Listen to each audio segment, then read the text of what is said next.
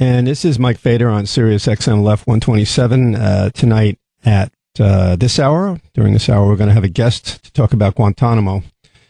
And at 6 o'clock, stay tuned. I have an important personal announcement to make at 6 o'clock and something to tell you. And at 7 o'clock, we're going to talk about all the stuff that's falling on top of Mr. Obama. Probably about half of it or more his own doing. The IRS, Benghazi, and investigating the AP. But right now we're going to talk about Guantanamo. We have a guest on. Am I saying your name right? Fracht? David Fracht? Yes. Okay. David Fracht is a visiting professor of law at the University of Pittsburgh School of Law and a lieutenant colonel in the U.S. Air Force JAG Corps Reserve, Judge Advocate General. He previously represented Guantanamo detainees before the military commissions and in habeas corpus proceedings in federal court. Now, as most of you know who have been following this, there are, I don't know how many it is now, but last I read there was over 100 or close to 100 detainees at Guantanamo on a hunger strike. Some of them are being force-fed, otherwise they would die. Situation is completely out of control down there. We are now in our, I don't know, what is it, 11th or 12th year of some people being detained there. There are people there who could be released but aren't being released. In other words, it's a terrible situation.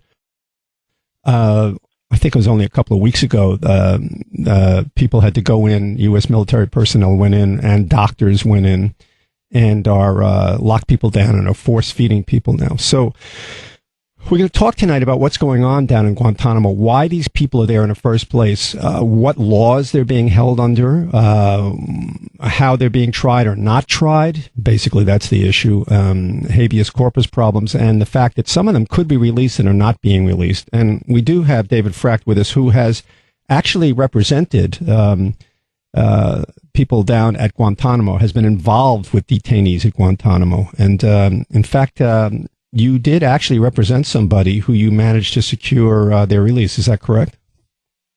That's true. I represented a young teenager from Afghanistan by the name of Mohammed Jawad, who was actually charged in the military commissions, and I got the charges dismissed and got him released. But he was one of the very last people to be released through habeas corpus. It was in 2009. And shortly after that, Congress pretty much slammed the door by putting up one obstacle after another to releasing or transferring Guantanamo detainees. So when you argued the case, did you do it in a federal court or in a military commission? Well, I started out as his military defense counsel. I was assigned to represent him before the military commissions. But one of the interesting things about the military commissions is that even if you win your case in the military commission, even if your client is acquitted, that doesn't get him out of Guantanamo.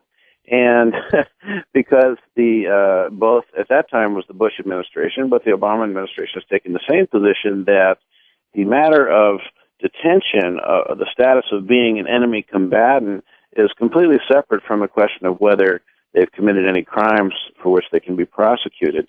So I asked Mohammed's permission to file a habeas corpus petition on his behalf because I felt that he was being unlawfully detained, that the evidence against him was weak to non-existent, and in fact it was primarily a couple of false confessions that had been procured under torture, and the federal court agreed. Yeah, and where was this? Was this in the federal district in Washington? Yes, that's the only place you can bring a habeas petition is in the D.C. District Court. And in the district court they agreed. Right, and in that case, the Justice Department chose not to appeal. In fact, at the last minute, they conceded that all the evidence they had against my client was the product of torture, was not admissible, and they informed the court that they no longer were going to treat him as detainable as an enemy combatant. So what this shows is that when the Justice Department or when the administration decides that they want to let somebody go, they're perfectly capable of doing that. And they did not, obviously, having conceded the petition, they didn't appeal it. But what has happened, and it's really bizarre, is even in cases where the Obama Detainee Review Task Force has cleared people for release. So what this is, right after President Obama took office in January 2009, he ordered a comprehensive review of all the detainees, and he got all the intelligence agencies together, Department of Justice, Department of Defense, and said, let's figure out who these guys are. What do we know about them? What have they done? Is there anything we can charge them with? Have they committed any crimes? Do they really represent a danger? And quite a few of the detainees that he inherited had already been cleared for release by the Bush administration, but he wanted to, make sure. And so they started this review. It was supposed to take just a few months, but ended up taking a full year. And at the end of that, they concluded that they had three groups of detainees, approximately 36, that they felt could be prosecuted either in military commissions or in federal court, that they actually had committed a prosecutable crime and that they had evidence that was admissible in court. And then there was a group of 48 that they declared to be too dangerous to release, but that could not be tried in a court. And they never really explained why they couldn't be tried in court and how come they knew they were so dangerous if they hadn't actually committed a crime. But over time, what we have realized about this group is that these are people that we believe did commit crimes or at least were involved in terrorist activity, but the evidence that we have of that was derived through torture or through coercion, and there's simply not enough admissible evidence that we could prosecute them in court and win. And so this is the group that are basically going into indefinite detention, and that's a policy that President Obama has embraced of indefinite detention, although a couple of weeks ago he said, indefinite detention was untenable, but it's his own policy. The third group of people were detainees that no longer posed a danger to the United States if they ever did. We never really like to admit that we have held someone wrongfully or that, we made a mistake. But we said, well, whether we were right or wrong at the beginning, they no longer represent a threat. That maybe they've renounced violence and they just want to go home. And that was the largest group. And those three groups still exist at Guantanamo. It's interesting. During the Bush administration, President Bush released approximately 535 detainees. There were no restrictions on his ability to transfer or release detainees, to repatriate them, or to relocate them to new countries. There was no prohibition on him transferring them to the United States for trial. But when President Obama came in and said he wanted to close Guantanamo, that's when Republicans, primarily in Congress, although there were plenty of Democrats who joined in, said not so fast, and they started to put obstacles in his path through the National Defense Authorization Act. Right. So each year, through the defense budget, they would simply refuse to provide money or place certain restrictions on expenditures. So, for example, they said, we're not going to give you money to build another facility, an alternative facility. He originally had wanted to buy the Thompson Correctional Facility in Illinois and transfer some detainees there. Did you say to buy the facility? It was a state maximum security prison, and that was lying dormant. And they said, "Hey, let's just buy it and convert it into it," because they didn't want to mix terrorism detainees or law of war detainees with regular prisoners. So they wanted to have a separate facility. But a lot of people said, "Well, that doesn't make sense. That's just Guantanamo North. Why are we just going to move Guantanamo? The idea is to, resolve the cases. Try these people, yeah. Right. Try these people if they're tribal, or release them if they don't pose a danger, or if they're innocent. And so that plan never got off the ground. But his other options were to send people home or to find a new place for them to live. Now he could do that without Congress's approval, right? Well, he could when he started. When he assumed office, there were no restrictions. And in fact, in the first year or two, he was able to get about 50 or 60 detainees transferred to third countries. And there were a lot of European allies in particular who were eager to help President Obama with his goal of closing Guantanamo. But that support trickled and slowed because what most of our allies said is, look, we can't take any more Guantanamo detainees if the United States is not willing to resettle a couple of these detainees in your own country. It's politically untenable for us. You're saying, well, they're really not that bad. All that stuff about how we said they were the worst of the worst actually was a lie. Actually, many of them are innocent. They really don't pose a danger. You ought to accept a few of these, but you're not willing to accept a single detainee for resettlement in the United States. So why should we help you with this problem? Perfectly reasonable point of view for them to take. And that's why this ambassador, Daniel Freed, who was special envoy, who was appointed by President Obama to help find homes for many of these detainees, he just ran out of countries who were willing to take anyone. So his first year he had some success, and then it just stopped. And so that's why they recently reassigned him to other duties, because for the last 2 years he has not been able to get anybody out. And it was kind of I guess they just gave up. But what Congress started to do was to place restrictions on the transfer of detainees. So the first thing they did is said, you can't bring detainees to the U.S. for any purpose, including prosecution in federal court. In other words, it costs money to move a detainee from point A to point B, and you are prohibited from spending any federal funds to do that. Well, but let me stop you for here and there, because how far is that an intrusion on his executive powers? Well, this is something that is debatable. Is this constitutional? Does Congress have the power to regulate war in this respect, to regulate detention matters, detention policy?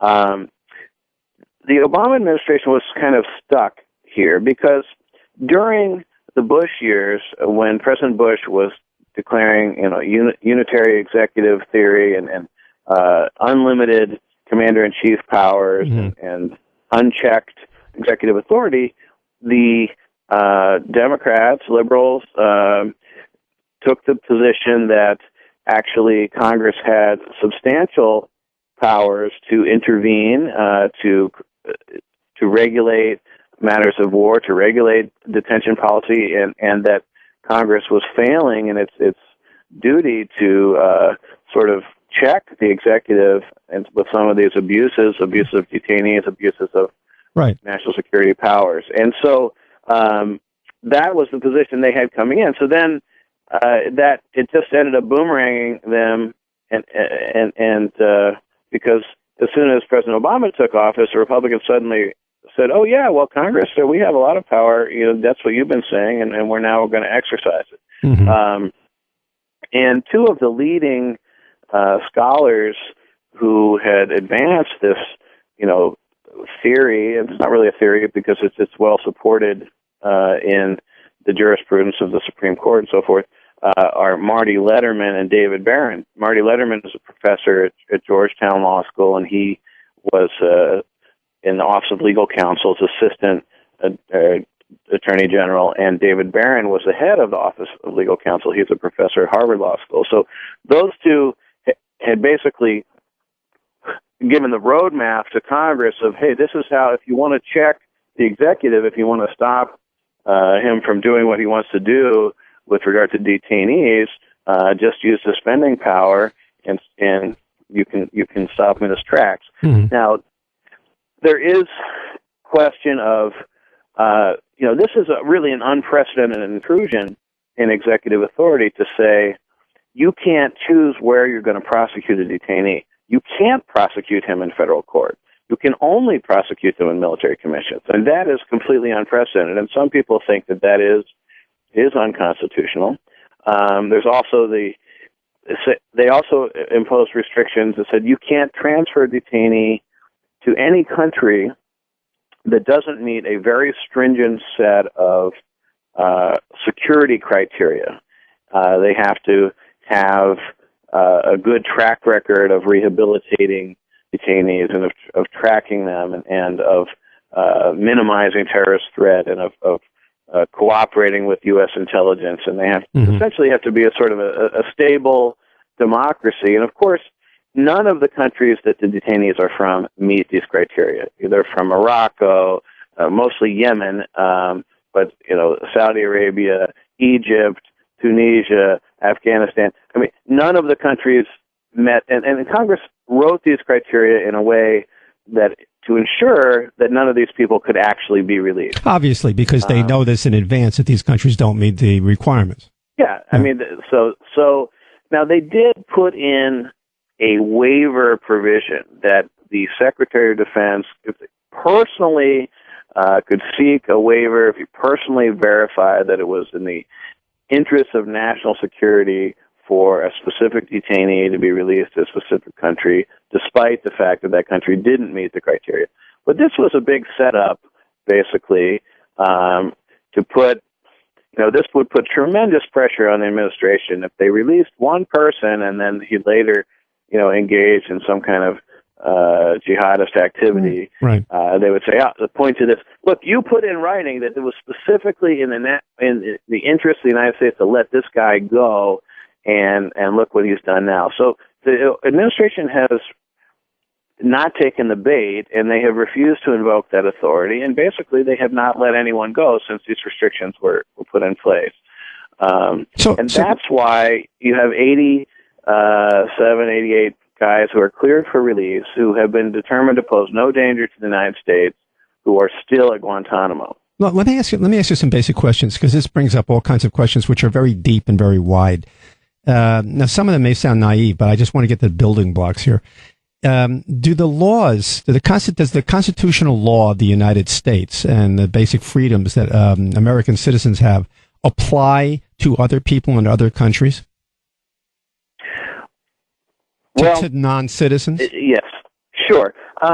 It depends on the context. Now, that is the United States government's position with regard to Guantanamo detainees is that these are people who are law of war. They're detained under the law of war because they are enemy combatants, that is, people who have engaged in hostilities against the United States in a war or an armed conflict that was authorized by Congress. And the law of war is from... The law of war is international law. Okay. It's a body of law. It includes the Geneva Conventions, the Hague Conventions. And it is true, as a general matter, that when two parties in a conflict are fighting and one party captures people from the other party, they can hold them. They can hold them till the end of the conflict. Right. But those rules were written to cover prisoners of war. And prisoners of war get a very elaborate set of protections, and there's a strict guidelines of how they are to be detained and the privileges and rights that they have. President Bush announced from the very beginning that we are not going to treat either the Taliban or Al-Qaeda or anybody that we bring to Guantanamo as a prisoner of war, and we're not going to afford those rights and privileges. So they were given a sort of a second-class status as unlawful enemy combatants, and we just made up the rules. And so we were really outside the international law of war in that respect. So they had no protection under international law and no protection under American law. Right. Well, that's why Guantanamo was chosen. I mean, that's the whole reason that Guantanamo exists, is because the Bush administration believed that this was a place that was beyond the reach of law. That, you know, Whoa. In fact, you know, in 2001, when 9/11 happened, I was assigned to Pacific Air Force's headquarters in Hawaii. And we, shortly after we invaded Afghanistan, you know, in November 2001, we started capturing people. And the Pentagon realized, well, we need a place to put these people, and it's probably not that safe or secure to keep them in Afghanistan. So they said, let's figure out where we could put them. And so we got a tasking out in Hawaii to identify possible Air Force bases that might be a good location for a prisoner of war type facility. Air Force overseas or Air Force in this country, or either? You know, anywhere that we had an Air Force base. And okay. So we said we identified a perfect location. Guam, Anderson Air Force Base in Guam. Mm-hmm. Okay, we have a large military base there. It's in the middle of the Pacific Ocean, so it's extremely secure. It's fairly close to Afghanistan in the sense that you can get there on a cargo plane without refueling. So you can, you know, have flights depart from Afghanistan and land in Guam and drop off the prisoners and turn around and go back. And they already had substantial infrastructure there. They had refugee camps there before, boat people, hurricane victims, things like that. So yeah, it'll be pretty easy to fix this up, and it's so far from anything in the middle of the Pacific Ocean that it would be completely immune to attack. So and it's a U.S. territory, right? Yeah. Okay. And that turned out to be the problem. The administration rejected Anderson Air Force Base, Guam, because they said, well, there is a U.S. federal courthouse there. Oh man, I'm sorry. U.S. territory, yeah. and we said, well, why is that a problem? Well, you know, why would we be worried that detainees might somehow get access to court? What are we planning on doing to these people that we're worried? You know, I mean, unless you're planning on doing something illegal to them, you wouldn't be worried that they might have access to a court. And in fact, they were planning on doing something illegal to them. So Guantanamo was chosen because it was thought that U.S. law would not apply. That the U.S. has complete sovereignty over that base, but Cubans, you know, have no power there. And they fully intended to have an interrogation center there that would be beyond the law. And that was the official position of the Bush administration for years, that the detainees there were not entitled to access to lawyers, access to courts. They were not entitled to be informed of the basis for their detention. They were not entitled to challenge their detention. And so it took some years. The Center for Constitutional Rights in New York almost immediately challenged this in court, and they sought family members of people who had been taken to Guantanamo, and they said, yes, you have our permission, you know, please represent our sons, our brothers, our husbands, and try to get them out. And, you know, so they took this all the way to the Supreme Court, and the Supreme Court in 2004 said, well, there has to be some procedure for detainees to challenge their detention. And you can't have a completely law-free zone. Mm-hmm. So in response to that, the Department of Defense established what they called combatant status review tribunals, and they were kind of a joke. I mean, they were really a mockery, but even despite the fact that they offered very little due process and a completely unfair system, detainees were not allowed to have a lawyer, for example. The government had a lawyer, but the detainee didn't. Now, this is now a military commission at this point, right? No, these were not criminal. This had nothing to do with whether you committed a crime or not. This was simply people who were saying, hey, you got the wrong guy. I was just in the wrong place at the wrong time. What you have to understand is that when we invaded Afghanistan, we dropped pamphlets, leaflets all over that country and along the border with Pakistan that said, and we handed these things out to everybody. We're looking for terrorists, foreign terrorists. Turn one in and you'll be rich. You'll get a bounty. We were offering about $5,000 per person for a foreign terrorist to be turned in. And that's a lot of money. That's a lot of money over there, right? And that was a lifetime of earnings, for the average goat farmer in Afghanistan. And so when people in Pakistan, so when people were fleeing Afghanistan because, of course, the United States was invading the country, and they would try to cross the border into Pakistan, and they didn't have papers, and the Pakistanis would capture them, and if they weren't, they would hand them over to the U.S. and say, "Hey, we caught another terrorist." But hundreds of innocent people were turned over, and so, that's why the Bush administration had to let so many people go.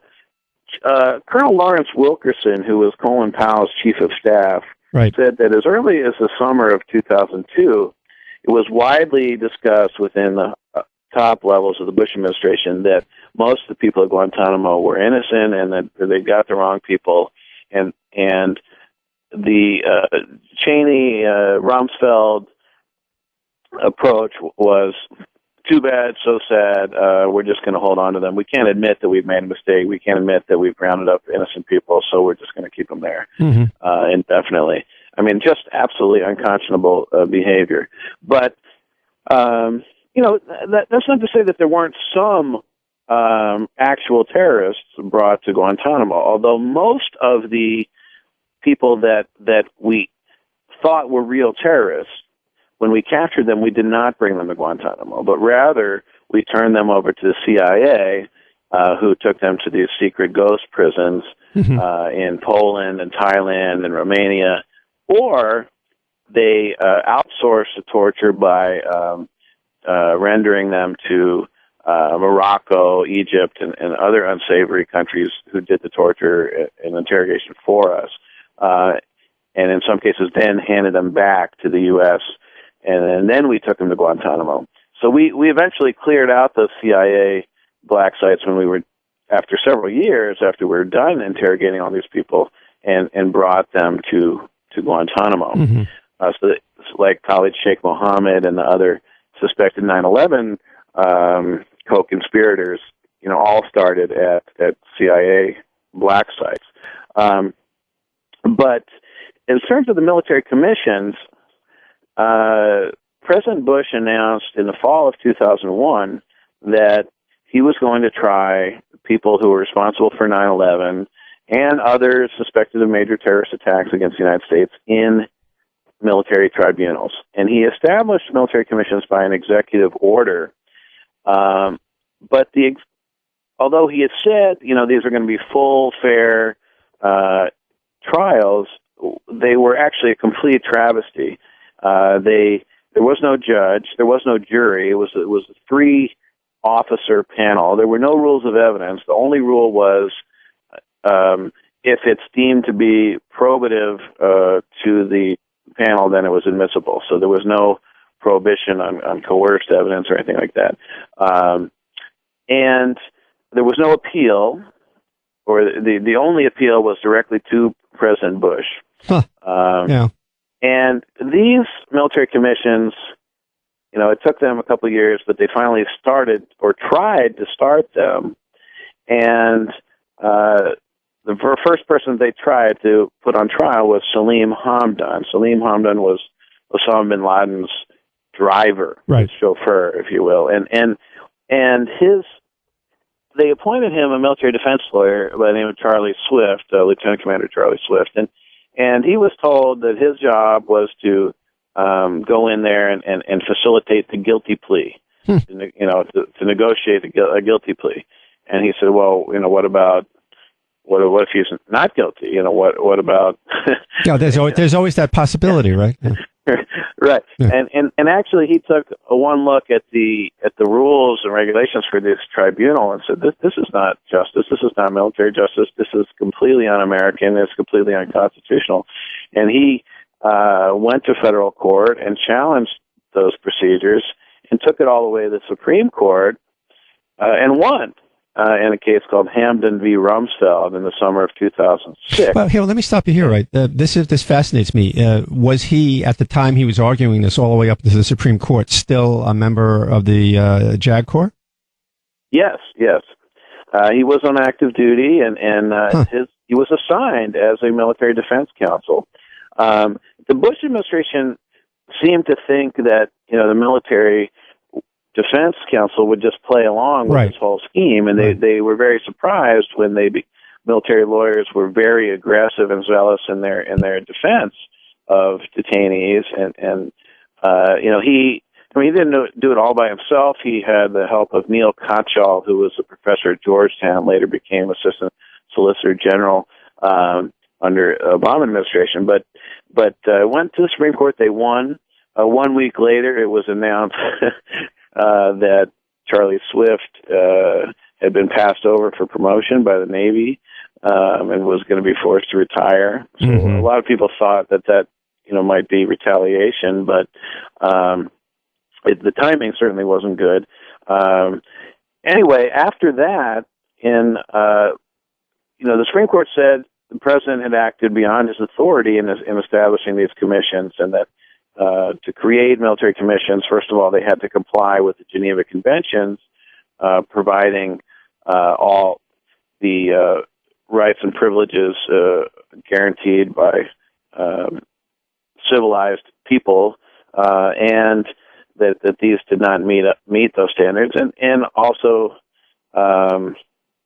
had to comply with the Constitution, and he needed congressional authorization. So the Bush administration then asked Congress for statutory authorizations for military commissions. And in the fall of 2006... Oh, so in other words, it was not really legal. He asked them to make it legal. Is that what you're saying? He asked them, exactly. Okay. He had simply drafted an executive order, and the Supreme Court said, no, that's not valid. Because we actually had a law on the books that authorized military commissions. The problem was that the law said that military commissions had to be the same as courts-martial. And the Bush administration did not want to give the same rights that service members get. And courts-martial really is a pretty fair system. You get all the, your presumption of innocence. It's beyond a reasonable doubt. It's a very robust justice system that Americans would recognize as being an American criminal trial. It's just that the participants are in uniform, but they didn't want to follow those rules. And of course, courts-martial follow the federal rules of evidence. Right. So, tortured testimony, coerced testimony is not admissible. Hearsay testimony is admissible only under limited circumstances. There's a presumption against it. So this new statute, which was primarily sponsored by Senator Lindsey Graham and John McCain. What a shock. Go ahead. Yeah. Was passed very rapidly in the fall of 2006 and was an improvement over the executive order, but it still fell far short of the kind of due process rights that most human rights lawyers, civil rights lawyers, international law experts felt was due. And in the next couple of years, the Bush administration managed to try a total of 2 people in these military commissions, and they got 1 guilty plea. So there was a total of 3 people convicted under the Bush administration in military commissions. Salim Hamdan was one. He was charged with material support to terrorism and conspiracy. He was acquitted of the conspiracy charges. He was found guilty of material support, and the jury gave him a 5-month sentence. So, and the government had asked for 15, 20 years, I think it was. So for 15, 20 years for driving the man around. Right. Yeah. Okay.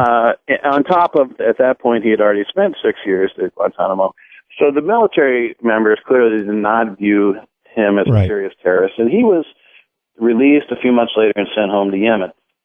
The other guy, the first person to be tried, who pled guilty also to material support of terrorism, was David Hicks, the Australian. Oh, sure. Yeah. And the Prime Minister of Australia basically called Dick Cheney and said, we need to get this guy out of Guantanamo. I'm getting a lot of pressure. You need to cut some kind of a deal. So they cut him a deal. It was directly at the order of the Vice President to where he pled guilty to material support to terrorism, got a 9-month sentence, which he was allowed to serve in Australia. So he was sent home and released, and then he wrote a book and became a big celebrity down there. Well, let me just stop you for a second, because people are listening to this, and you're listening to David Fracht. That's F-R-A-K-T. He's a visiting professor at the University of Pittsburgh Law School and a lieutenant colonel in the U.S. Air Force JAG Corps Reserve. Do you intend to get promoted, do you think? Yeah, I hope to get promoted. Of course, I should say that my views do not represent the views of the Department of Defense or of the Air Force. Okay, sure. These are my views. I'm speaking in my capacity as a scholar and student of the military commissions, of which I've written many, many articles about, both in law reviews and CNN.com, Salon.com, and Huffington Post. So you don't expect the same coincidence that occurred to Charlie Swift to happen to you? Well, it's interesting. I actually was promoted from major to lieutenant colonel while I was defending detainees at Guantanamo. Oh, okay. And I know that the leadership of the Air Force JAG Corps are very strong supporters of the rule of law, of the Geneva Conventions, and many senior military leaders, particularly JAGs, were very disenchanted with the Bush administration approach to military commissions because they felt it really gave military justice a bad name and put JAGs in a very tough position of where we were assigned to these roles where we were being asked to use evidence that was the product of torture and things like that. And there was a whole rash of resignations. The former chief prosecutor, Colonel Morris Davis, resigned. My opposing counsel, Lieutenant Colonel Darrell Vanderbilt of the U.S. Army, resigned in protest. I mean, there was a total of 7. And it was really unheard of to have that many prosecutors say, I can't do this. It's unethical. Well, so here's another question, because I want to hear all about this, but in fact, the hour goes pretty quick when you're talking about something so important and so interesting. Question here is the Bush. You keep talking about the Bush policy, and this happened under the Bush administration. But what's happening now under Obama is a kind of de facto passive continuation of this. It appears to me. Is that correct? Oh, yes. Well, it's not passive. I mean, it's I'm being polite. Go ahead. I mean, President Obama, when he was campaigning, when he was candidate Obama, said that he opposed the military commissions, that he was going to shut down Guantanamo and stop the military commissions. But shortly after he took office, within a couple of days, he actually suspended the military commissions and said, we're going to study these and figure out, our approach. But 3-4 months later, he gave a speech at the National Archives. I think it was May 1st, it was 2009, and he said that he had decided that military commissions were an appropriate forum for certain violations of the law of war, and that he wanted to keep those available as an option, but he wanted to reform them, but his preference was for trials in federal court. Yeah. But what happened? The problem was that by embracing military commissions and embracing indefinite detention, he basically played right into Republican hands and said, well, if we're going to have military commissions, we've already built this state-of-the-art facility down at Guantanamo for military commissions. If we're going to have indefinite detention, we've already spent hundreds of millions of dollars on facilities at Guantanamo. We don't want these people here in the U.S., so let's just keep it open. So it is his policy. He can say that and he did order Guantanamo to be closed, but he put no real effort and no real weight behind that. Here's the commander-in-chief of the United States military saying it is an urgent national security priority to close Guantanamo, and it didn't happen. So it seems to me that there was a lot more that he could have done, but what the administration did was to say, look, he had advisors who were telling him, you don't want to get bogged down on this issue. This is a losing issue. Let's stay focused on your agenda. Let's try to get health care reform passed. We can only do one thing at a time. Well, he's bogged down now because there are people who, for want of force feeding, would be starving themselves to death, and people have committed suicide down there. So whether he likes it or not, he's bogged, right? Oh, absolutely. I mean, it's an embarrassment. It's a national disgrace, and it is. Even though he had an intent and a desire to clear out many people from Guantanamo, he has embraced long-term indefinite detention. He has embraced military commissions, and that basically means that we have to have Guantanamo. So, there's a lot of blame to go around here. Congress certainly has made things more difficult than necessary. They've been obstructionist. They've created these legislative restrictions that make it more difficult to release detainees. But let me give you an example of where the administration has shot itself in the foot. Mm-hmm. They had this review task force I talked about earlier. Right. They cleared a bunch of detainees. Well, many of those detainees then filed for habeas corpus. The administration opposed their petitions for habeas corpus, even of those people that they had cleared. So they're cleared of any crime as far as the government is concerned, and yet they're still denied their rights. Well, it's not even an issue of committing a crime. They were determined not to pose a danger to the United States of any kind. Okay, and then all right. And in fact, some of them won their habeas corpus petitions, and they're still there. They won, and then the administration appealed and got that reversed. So someone that they felt should be released, that the court felt should be released, and then they appealed, and that's what happened to Latif, Adnan Latif, who was a detainee who committed suicide in the fall. He had been determined to be releasable by the Bush administration, by the Obama administration, by the D.C. District Court, and then the Obama administration blocked his release. Well, why did they appeal this? Why did they block his release? I can't answer that question. Mm-hmm. I think there is a reluctance to admit error, or there's a strong reluctance to say that, because at the habeas corpus, the D.C. District Court can only look at the question of, at the time that we captured this person and started to detain them, was that lawful? That's the only thing they're looking at. Mm-hmm. They're not looking at, does it make sense to hold this person anymore? So no one in the government wants to admit that we got the wrong people. They're willing to say, okay, well, he's not a threat anymore. But they're not willing to say, we rounded up the wrong people. And that's apparently the attitude in the Justice Department. Well, also the Justice Department, the Justice Department is subservient to the president's wishes, as we can see very, very clearly.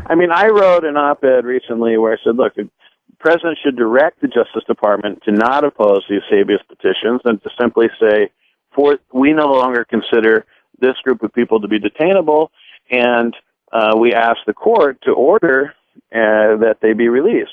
Because there is an exception in the legislation that if the court orders a release, then the administration can't comply with it. And so that's what happened with my client. The court ordered the release. In that case, the administration did not appeal, and they just sent him home. But they've done that in very few cases. So let me ask you another question here. When you, in your case, it was established that the evidence, whatever that was inadmissible because of torture, correct? Is that what you told me? Right. Okay. Mm-hmm. Doesn't that establish a precedent of some sort for a lot of these other cases? Well, look, everything is fact specific. And that's really, there have been other cases where the judges in D.C. District Court have said this person was tortured and this evidence is unreliable for that reason. There have been several people who were released on that basis.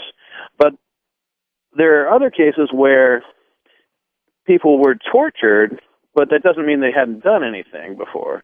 And so they may have had some independent evidence. So it's fact, but it's case by case based on fact. So we're sort of running up against the end of the hour here. What would be your, let's say you're completely in charge of this and you had, the power to do something about it. What exactly do you think should be done in this current situation where people are now being force-fed, but are under this situation where they have no country, there's no law that applies to them? It's like they're living in another universe someplace. It's a stain on this country, internally, externally, in every way. It makes every citizen doubt his own rights, even inside the United States, to have access to law if we can treat anybody like this. What is the solution to this problem? Well, there's some things that can be done right away. For those detainees who have been cleared for release, most of them have habeas corpus petitions. So the government could simply concede those petitions, the court would order their release, and they could go home. The administration self-imposed a moratorium on releasing people to Yemen. And that's where most of the detainees are from. They could lift that moratorium. The president could do that tomorrow. The Secretary of Defense could seek waivers and say it is in the interest of national security to release those who have been cleared for release, and do it for a whole group of people.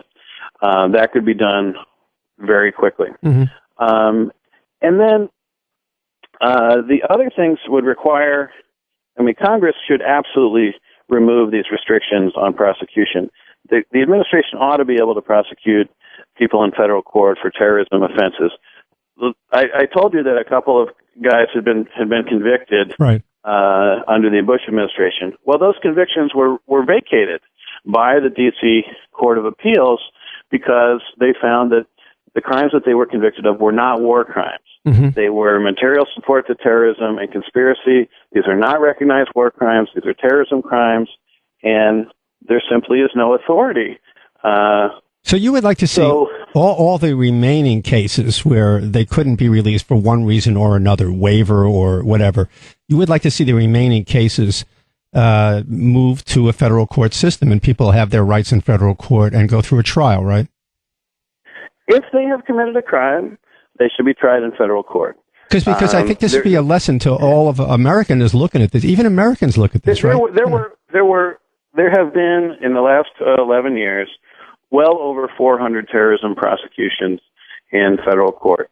There have been 7 prosecutions and military commissions. All 7 of the people convicted have been convicted of crimes that the D.C. Circuit has now said are not war crimes: material support to terrorism, conspiracy to commit terrorist acts.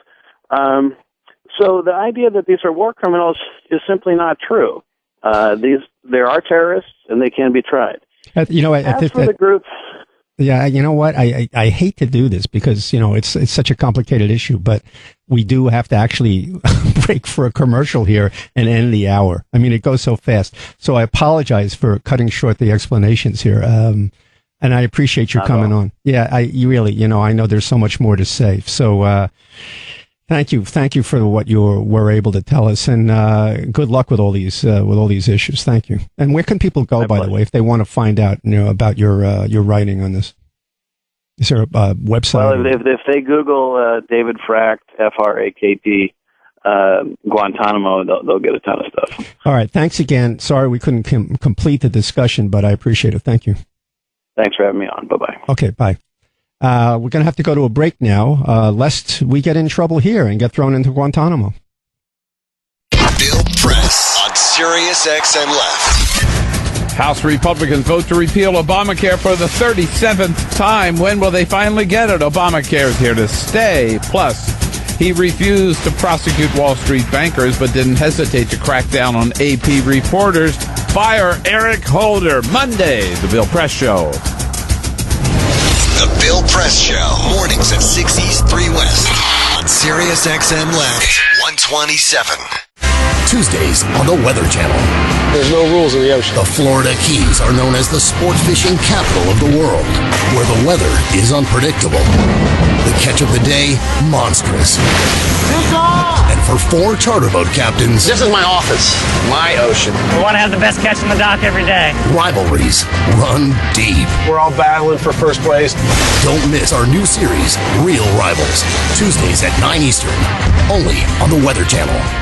Hey, Dad, listen to this. Now that we have the Hopper from Dish, we have commercial-free TV. Commercial-free TV? How much extra do they charge for that? Nothing. It's free with the Hopper. Commercial-free TV? For free? Do we still get paid for doing these commercials? Yep. Hot dog! Only the Hopper lets you watch commercial-free TV. Call Dish at 1-800-WATCH-TV today. AutoHop only available for playback of select HD primetime shows and must be enabled by customer. Monthly DVR and receiver fees and other restrictions apply. Call for details. Tired of paying outrageous prices for Viagra? Well, we have great news for you. Now you can finally get Viagra at huge discounts. Healthy Man allows you to save up to $500 on Viagra. Why pay U.S. pharmacy prices of $15 per pill or more when you can get Viagra for less than $3 a pill? Call today and get 40 Viagra pills for only $99. This can cost as much as $600 at your local pharmacy. You can't afford not to call us. If you want Viagra at the lowest prices, never pay $15 a pill pharmacy prices again. Get Viagra for less than $3 a pill. Call 800-834-4964 today and save up to $500 and get 40 pills for just $99. Healthy Man is fast, easy, and affordable. Operators are waiting at 800-834-4964 to take your call now. Call 800-834-4964. That's 800-834-4964. Again, 800-834-4964. These statements have not been evaluated by the FDA. This product is not intended to diagnose, treat, cure, or prevent any disease. SiriusXM brings you another special edition limited engagement music channel, Tom Petty Radio. Showcasing the music of the iconic Rock and Roll Hall of Famer and SiriusXM radio host. This is Tom Petty. Hear all the music for this vast 35-year recording career, including live songs, rare tracks, and cuts from Tom's SiriusXM show Buried Treasure. Tom Petty Radio is on now, part of SiriusXM Sounds of Summer. Exclusively on SiriusXM Channel 111 and the SiriusXM app. SiriusXM Left 127. Integrity. We want unity as a people. Expect more. SiriusXM Left 127. Okay, integrity. That's what you get here. So this is Mike Fader, SiriusXM Left 127. This whole thing about Guantanamo obviously is much more complex, but the basic point is that you got a lot of people down there who are being held without any law, international law, United States law, and we should all, as American citizens, be disgusted and even afraid that if they can treat people like this, most of whom aren't even guilty of anything and who have been tortured in a lot of cases, if they can treat anybody like this, they could certainly treat us like this. And believe me, there's a lot of indicators pointing in that direction. Let me mention that after the 6 o'clock news, I have a kind of a personal announcement, which I'd like you to all tune into. And then at 7 o'clock, we're going to talk about all this stuff about the IRS and Benghazi and about illegally obtaining and immorally obtaining the phone records of Associated Press reporters by the Justice Department. This is a fucked up administration. Am I comparing it to the one before? Yes. In other words, there's a continuum here. The presidency, the executive, is out of control. It doesn't matter Republican or Democrat. It's getting worse by the decade, and we're tipping right into a military dictatorship in this country. And you don't have to refrain from using those words anymore. Anyhow, Mike Fader here, SiriusXM Left 127, and we'll be back after the 6 o'clock news, and I'll talk to you about something very interesting going on in my life, and I hope you will become part of that. Stephanie Miller on SiriusXM Left. We have breaking sports news. Yes. Breaking NFL news. Chris Cluey, punter and outspoken gay rights advocate, says he's been signed with the Oakland Raiders. Wow. Go Oakland. Yay. Closer to me. So now there is a there there. Yes. Oh, stop it. The Stephanie Miller Show. Weekdays at 10 a.m. East, 7 West on SiriusXM Left 127. On MSNBC Weekends, truth, justice, and Ed. If you want to know something about me and about this show, I tell it like it is. Ed Schultz, the voice for the middle class, speaks out. Americans want a fair shake. Those folks that got bills on their kitchen table and can't quite figure out why it got like this. I want to be their voice. The Ed Show. Let's get to work. Every Saturday and Sunday at 5 p.m. Eastern on MSNBC.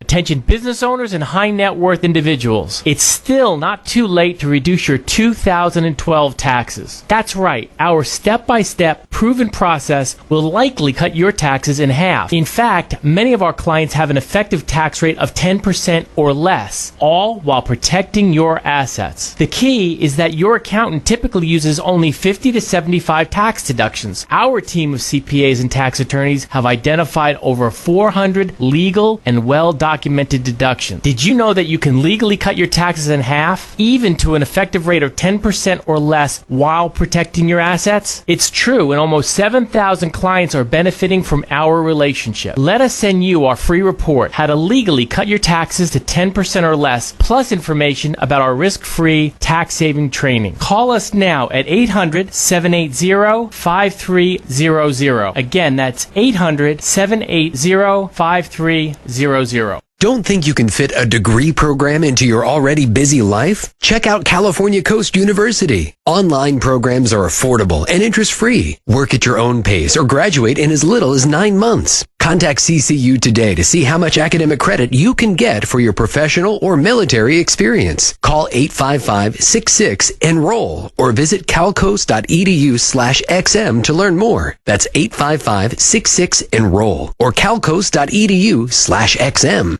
SiriusXM announces something very special.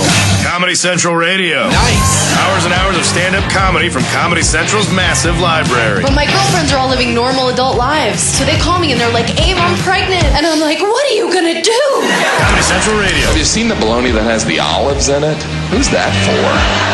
I like my bologna like a martini. I'll have the bologna sandwich. Dirty. Comedy Central Radio. Starting tomorrow at midnight. On SiriusXM 95. Awesome. SiriusXM Left 127. Equality.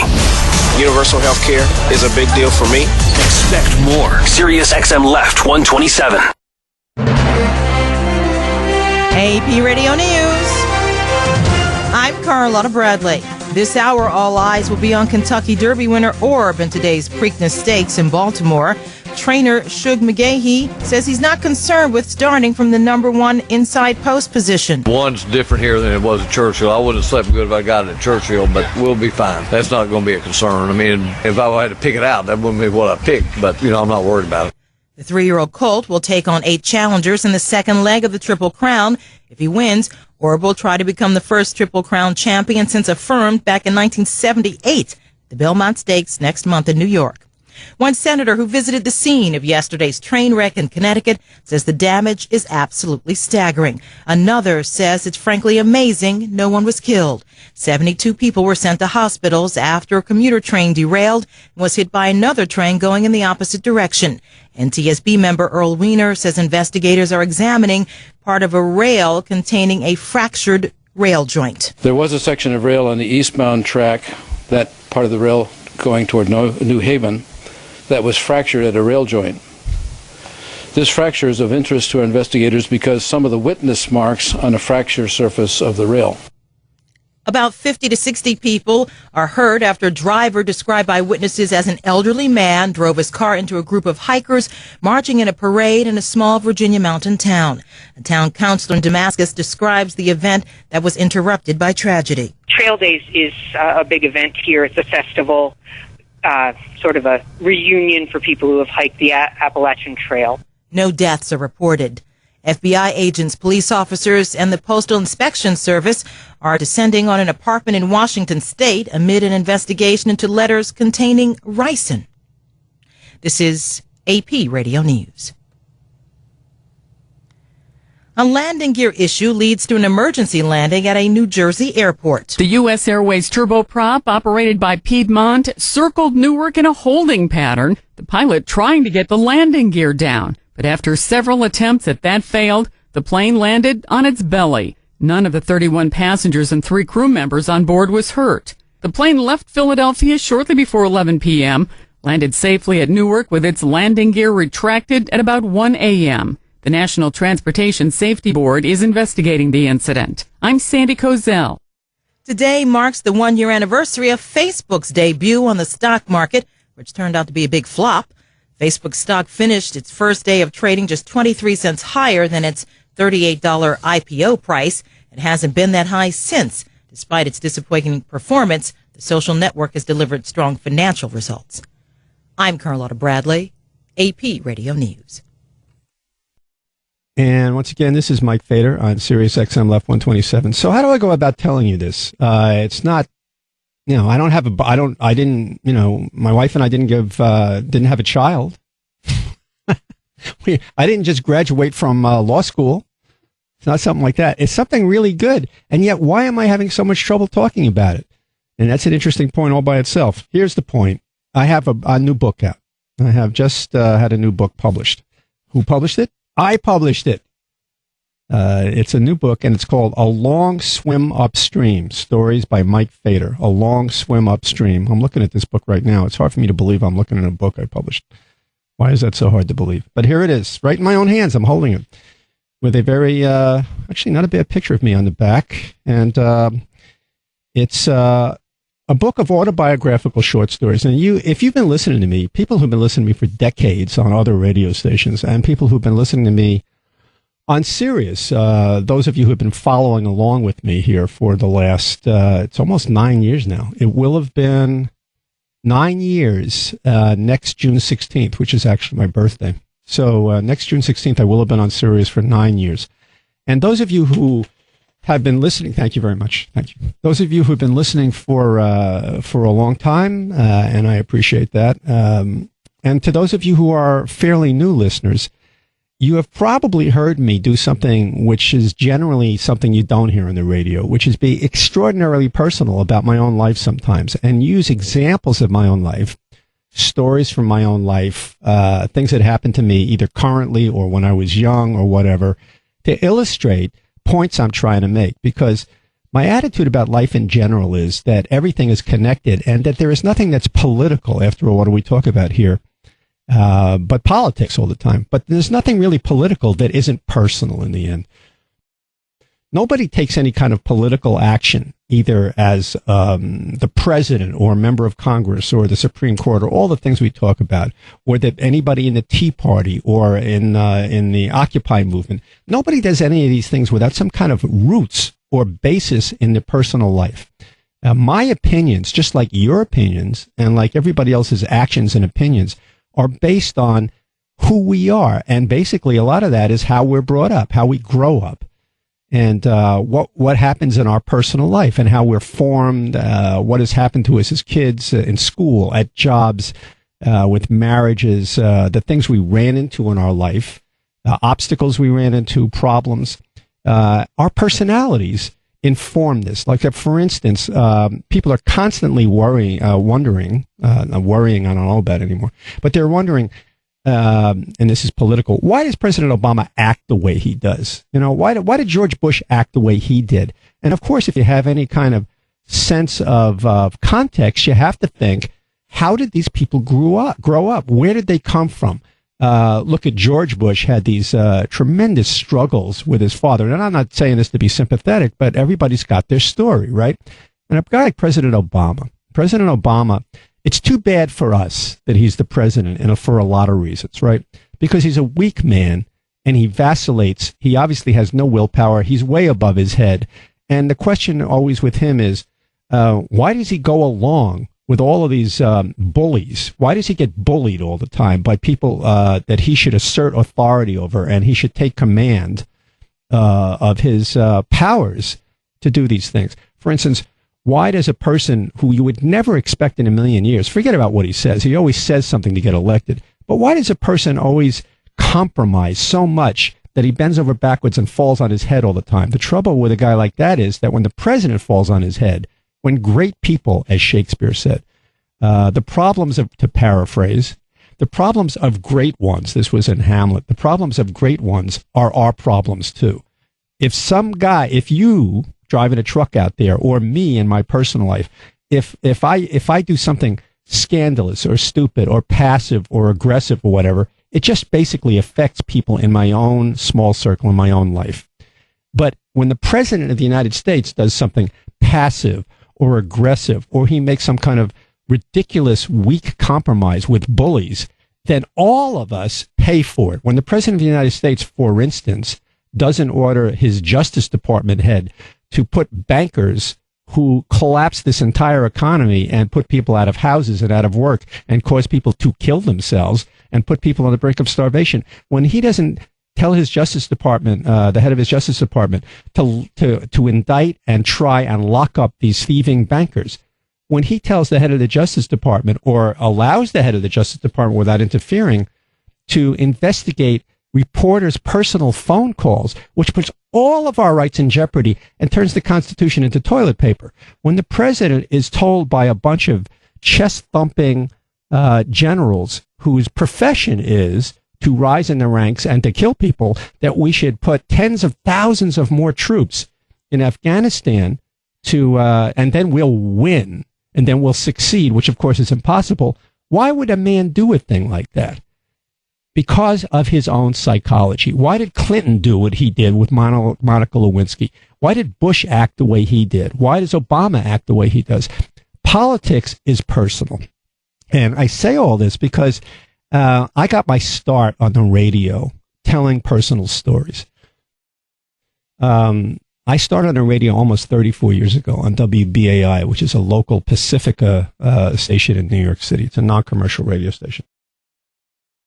And I was on there, and I first went on the radio. What I did was what everybody else ever did when they went on the radio. And when we grew up, all you heard on the radio was the same thing. You heard people doing interviews with people, famous people usually. You heard people giving the weather, talking about current news stories, and just generally chatting about what movies just came out, this kind of thing, right?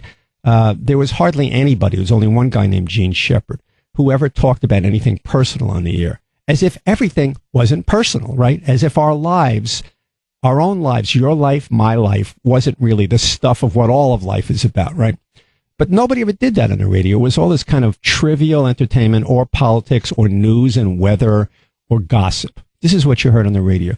So when I got on the air finally at this radio station, which is a whole story in itself, believe me, I used to be the manager of this radio station, which is an impossible place to manage.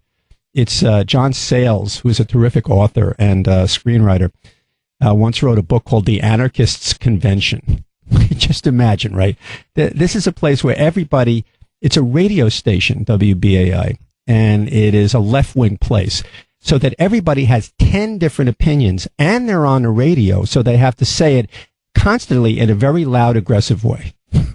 Imagine, and this is a radio station where I was in charge of hundreds of people, about 90% of whom were volunteers. So when somebody's a volunteer, you don't really have much control over them. You can tell them, you can ban them from the station, but you can't order them. You can't threaten them. You'll lose your job. There's no rules that they have to obey except common decency, right?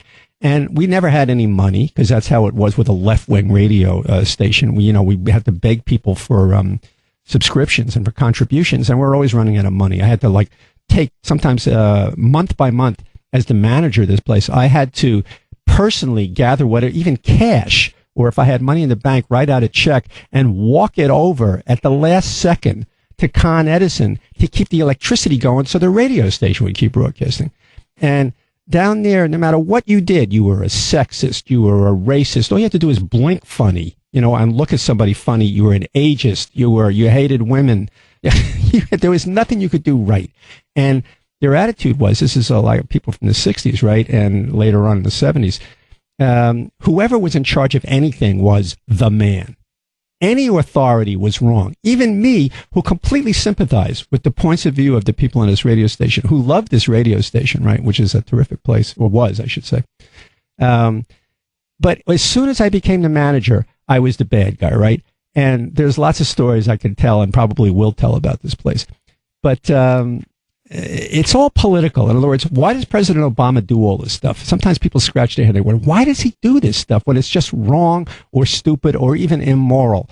And then you say to yourself, well, there's only two answers to this.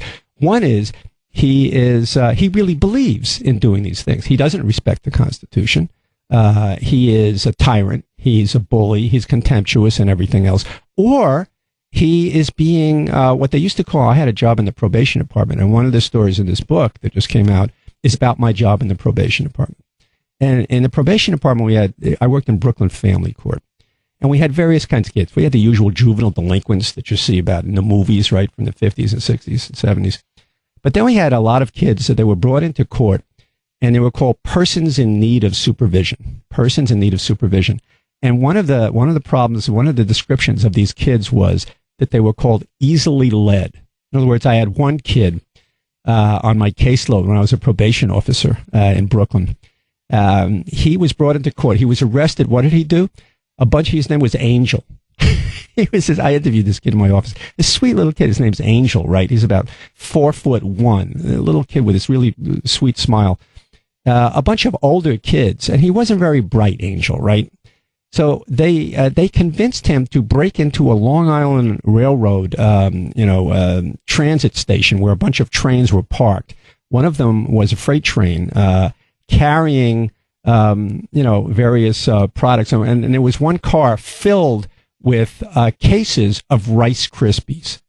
So they convinced this kid to go underneath the fence at the Long Island Railroad, train station yard, and break into this car. It was open already. Open the door and steal a case of Rice Krispies. And some railroad cop caught him, turned him over to the local cops, and that's why he's in family court. They're not going to put the kid in jail, right? So, and in the descriptions of him by the court counselor, psychiatrist, they describe him as easily led, which is a great phrase. Is Obama easily led? I think he is. Obama was brought up by women. And I was brought up by women, too. My father was not around. My uncle, who lived next door, and my grandfather, who lived around the corner, were guys who basically were passive, wimpy guys who would never speak back to their wives, that is my grandmother and my aunt. They were essentially just the sort of employees of what I used to call the larger matriarchal corporation. They were subsidiaries. They weren't really husbands or grandfathers or uncles. They were male employees of the female corporation. That's what my family was. And Obama, so when you grow up without a father like I did, you get an attitude about men which is unrealistic, and you're almost hungry. You're desperate, like you're almost starving in a desert. Like someone in a desert is thirsting for water, or they'll die. When you grow up as a boy, surrounded by women and aggressive, sometimes crazy, even mean women who push men around all over the place, the one thing in life you're looking for all the time is a father who will be a good father to you. Barack Obama was basically, he's a mama's boy, just like I was. And he's brought up by women, by his grandmother, by his mother, as much as she paid attention to him. Father is gone, right? The man gets into office, and he's surrounded by big, tough guys, guys who run the Treasury, guys who are the head of the Federal Reserve Bank, big, tough generals, men's men, right? And he's a patsy. He's like butter in their hands, this guy. He wants their approval. And any kid also who is a child of divorced parents has one urgent theme in their life sometimes, above all others, which is in some kind of daydream life, they want these parents to get together and be a unified duo of regular parents that take care of him. You want to grow up with two parents who love you. One of them you don't want wandering all over the place like my father was, and Mr. Obama's for that matter. Or, you don't want your mother to be like, strange or crazy like my mother was. You want normal parents, and you want them because you need that kind of security and you need that kind of love. And you will do anything to please people sometimes. That depends on your nature.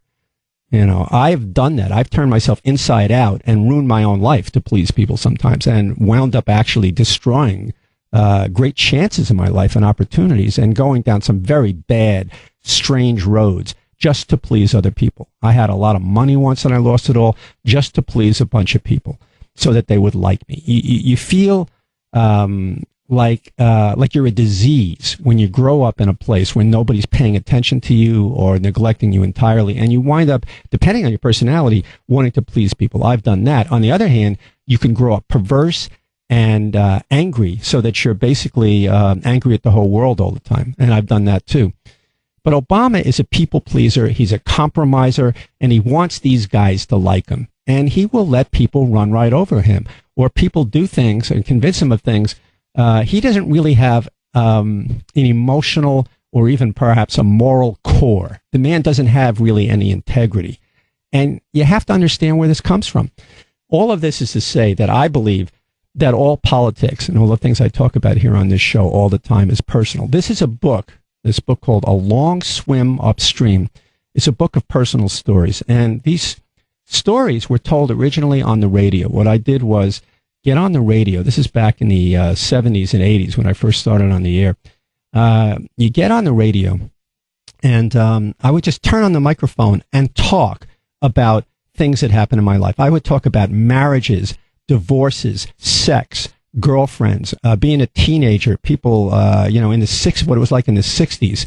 My first jobs, all the strange jobs I had, a probation officer, welfare worker, working as a paralegal, in an office work. I talk about what it was like to work in an office, talking about all kinds of jobs, talking about being a parent or trying to be a parent, failing miserably at it, loving my kids but not being able to do it, then trying to redeem myself and be a good parent, and eventually winding up being the best parent I could be. So I talk about being a kid in this book, talk about being a parent. They're all sort of short stories. Now, though I say it myself, I am very good at telling stories, and maybe you would agree, maybe you wouldn't, but if you heard these stories, you would know. I would get on the radio and tell these stories. I would just turn on the microphone and talk for an hour and a half straight, or an hour and 15 minutes, and tell a story which was, astoundingly enough, since it was almost entirely spontaneous, had a beginning, a middle, and an end, and would draw people in. And I think the main thing was that these stories were universal. And because I had such an extreme, strange, difficult life, because I've had all kinds of jobs, a manager of a radio station, a probation officer, a welfare worker, manager and owner of used bookstores, a book abridger, a performer, a radio host, and about 10 other things that I've done in my life, right? Selling old books. I can't even remember all the things that I've done. I write about all that in this book. I write about all the troubles that teenagers and people in their 20s have with sex, with girlfriends. I write about all the trials and tribulations of marriage, how it's impossible, but it's something that you really desperately want to do right. I write about what it's like to have kids, to try to be a father, to fail at it, like I said before, and to try to redeem yourself, to succeed at it, and what it's like to be basically a lonely kid, or a kid at all, wandering around in the world with almost no guidance and looking for parents but trying to make their way in the world. I also write about, since I've been in mental hospitals and had breakdowns a couple of times, I write about what it's like to be inside a mental hospital and to work your way out of it and to try to regain normality. So there's a million stories in this book. So at the moment there's 12 that are printed in this book, but there's all kinds of stories within stories. And this is how you can get this book. The book, again, is called A Long Swim Upstream. Stories by Mike Fader, that's me. And there's two ways you can get this book at the moment. There's more coming. The basic thing is to go to Amazon. Go to Amazon and put in A Long Swim Upstream. Don't put my name in, because I've written other books, and I want you to get this book. I'm asking you. See, now, I didn't go to a regular publisher on this book, because you go to a regular, I've had a couple of other books published. When you go to a regular publisher, the book is completely out of your control. They'll put the cover on it they want. Their publicity departments are terrible, notoriously awful at publicity at book publishers. Unless you're Stephen King or some famous personality, they don't spend any money or put any effort into, hardly any effort into publicizing your book. And even then, when they do it, they get it wrong.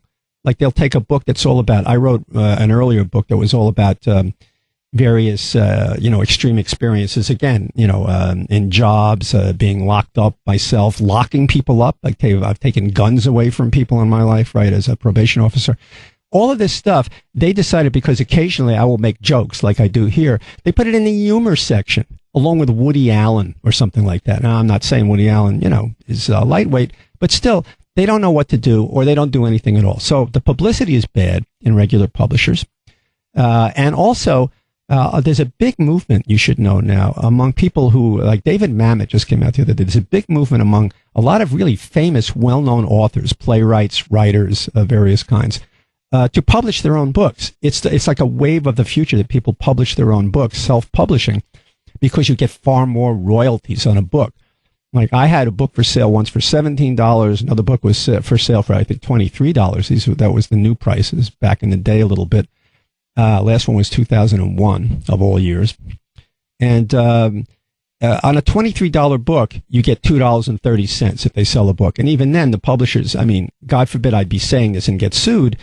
But let's say, how can I put this? Sometimes you had a feeling that the royalty report from the publishers was not all it should be. Just put it that way. These books sold thousands of copies, but I didn't see much money. And so, to me, it remains a mystery. So here, it's very simple. When I'm on Amazon, and you order a book by going to Amazon, and there's two ways you can do it, and I'll tell you in a second, so stay tuned for that. There's two ways you can do this. I'm getting 2/3 of the price of this book when I go on there, right? So, and I'm not somebody who does this as a hobby, I mean, I come down to Sirius and, they let me have the personal copter, they let me have the personal jet, you know how it is, right? And I have the chauffeur when I come down here and back, and I get all the usual perks, but, they don't pay me that much. In other words, I need to make a living. And this is one way I make a living, which is by writing. So, but here's the thing. When you publish your own book, you don't have to give all that money. The publisher doesn't take all the money and give you the spare change. You get a lot of that book. So that's the main reason why, I'm self-publishing this book. I had a designer do it, and I'm looking at the book right now, holding it in my hand, and she did an absolutely beautiful job on the cover and then the back cover. And then you go to somebody who helps you self-publish the book. This is how you can get the book. And my wife is saying, yes, you should have gotten to that a long time ago. Go to Amazon and put in A Long Swim Upstream. Don't put my name in because you'll get the other books. A Long Swim Upstream. And you should get my book popping up there. It's a cover.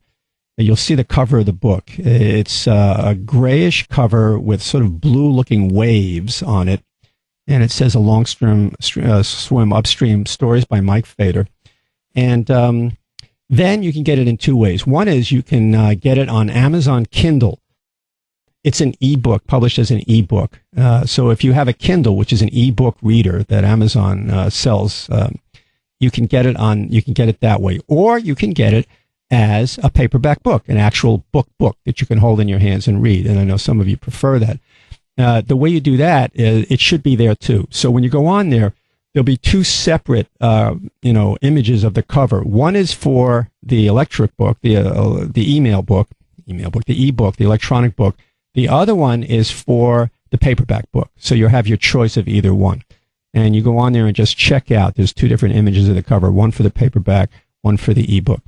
And one of the reasons I did this book is a kind of this is a reissue of a book. The first book I had 25 years ago, which is also short stories. And they're basically the same stories, only I decided to rewrite this book.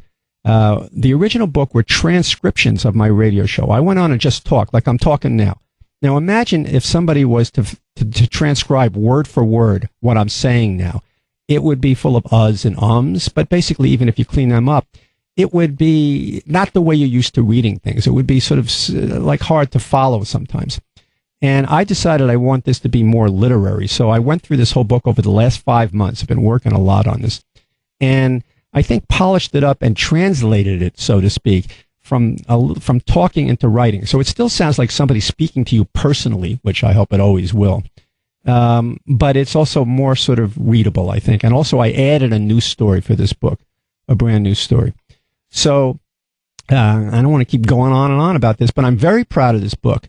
And sometimes it's difficult. This may sound really ridiculous and absurd, but somebody like me, you're used to listening to me give these long speeches and to be very aggressive and even sometimes articulate or persuasive and sound very sort of self-confident. No, not all the time.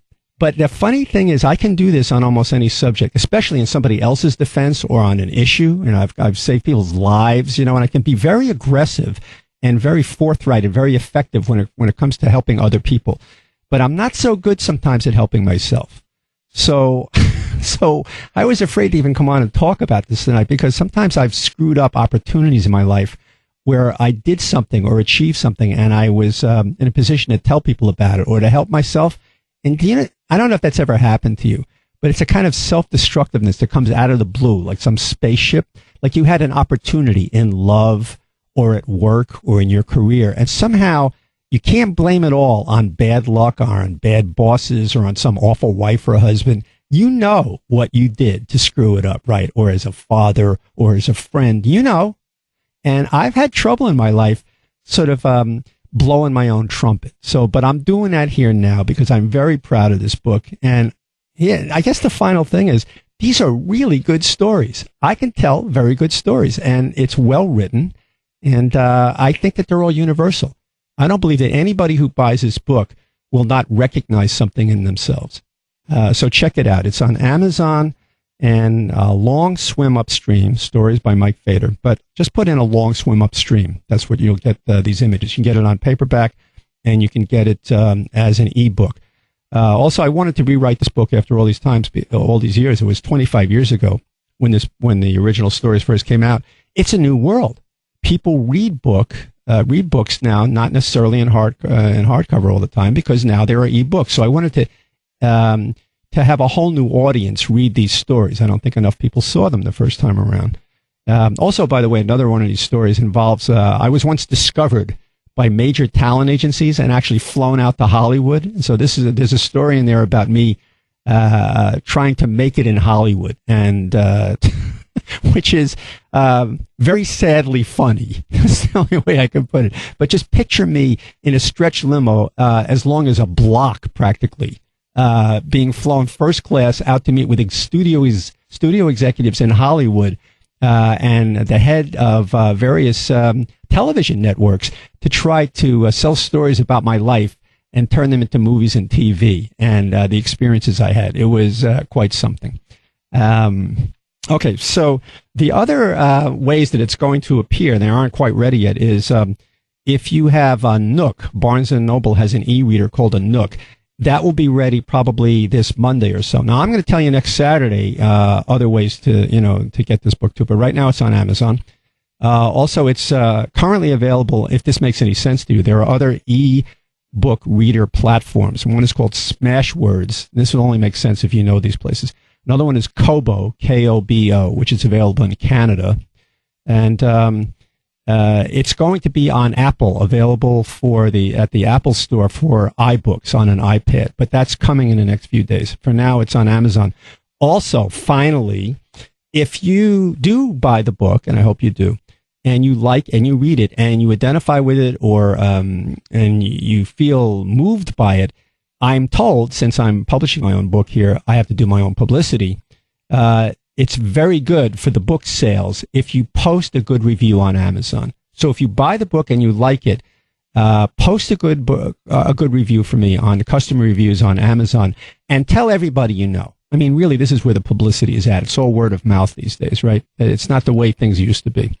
It's not just, 3 television channels and 3 book publishers. It's everybody, every place, all the time.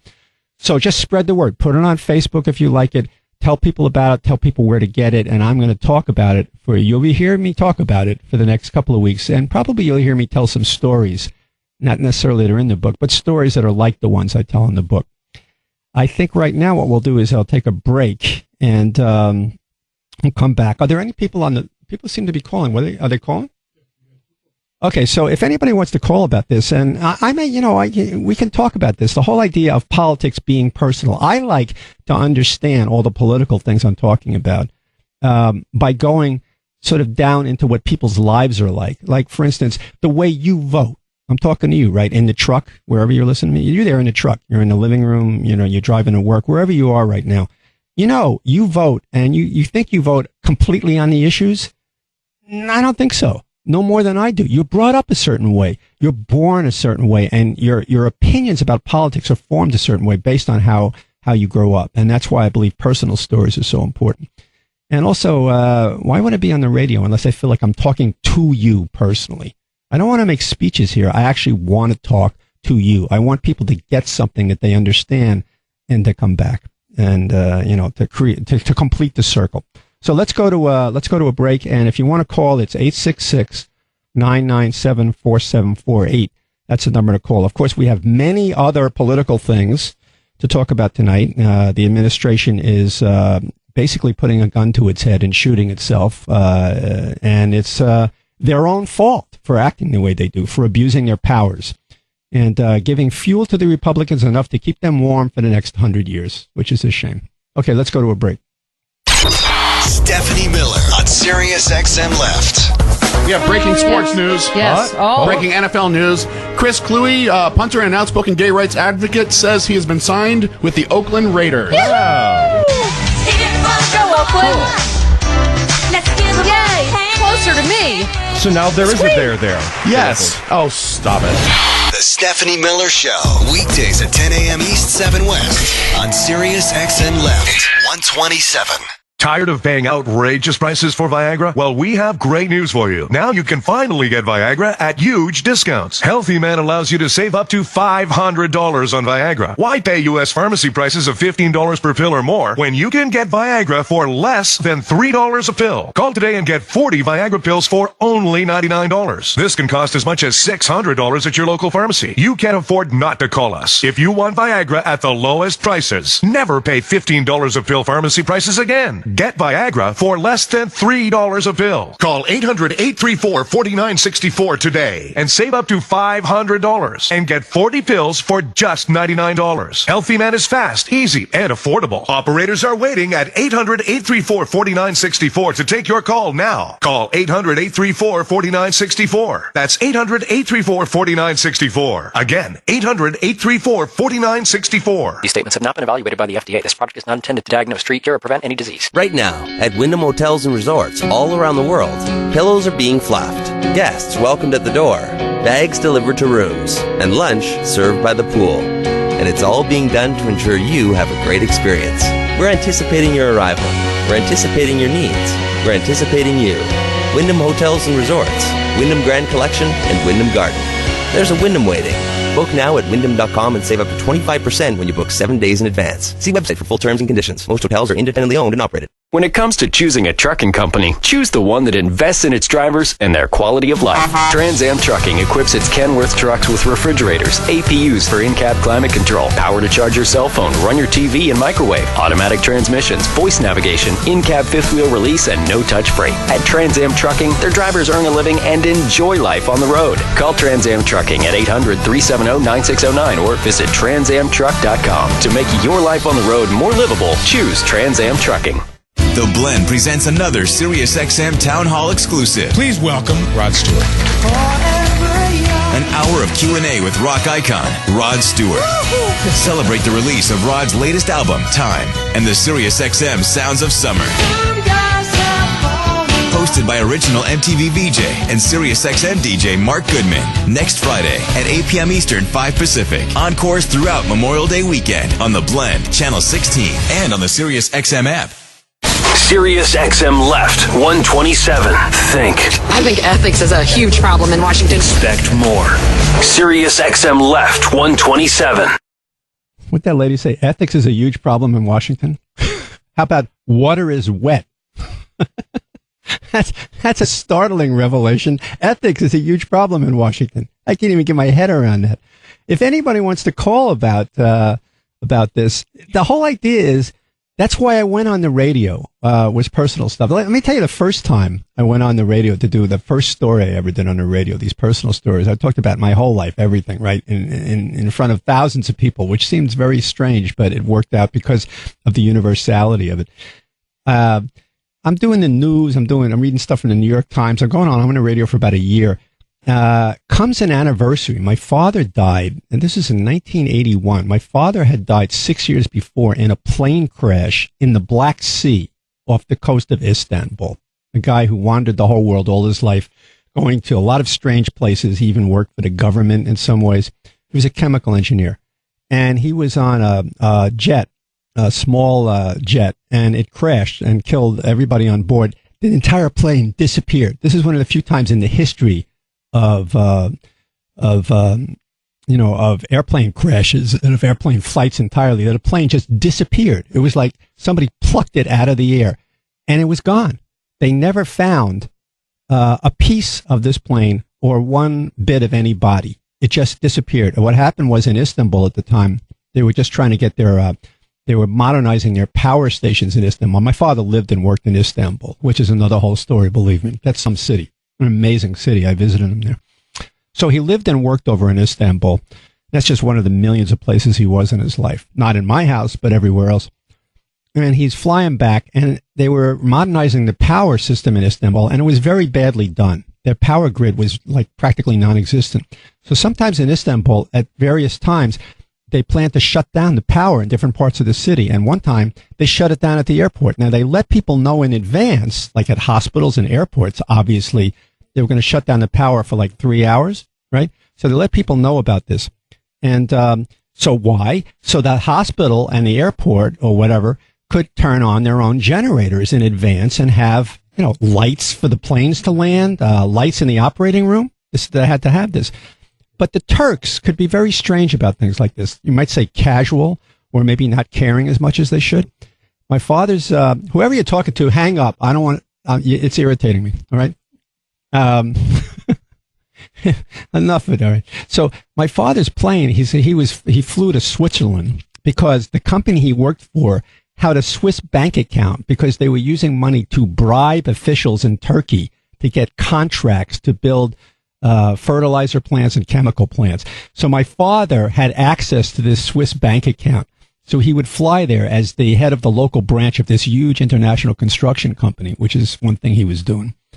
And he would get this money out and fly back with the cash in a briefcase, right, that he used to bribe Turkish officials to get, what can I tell you?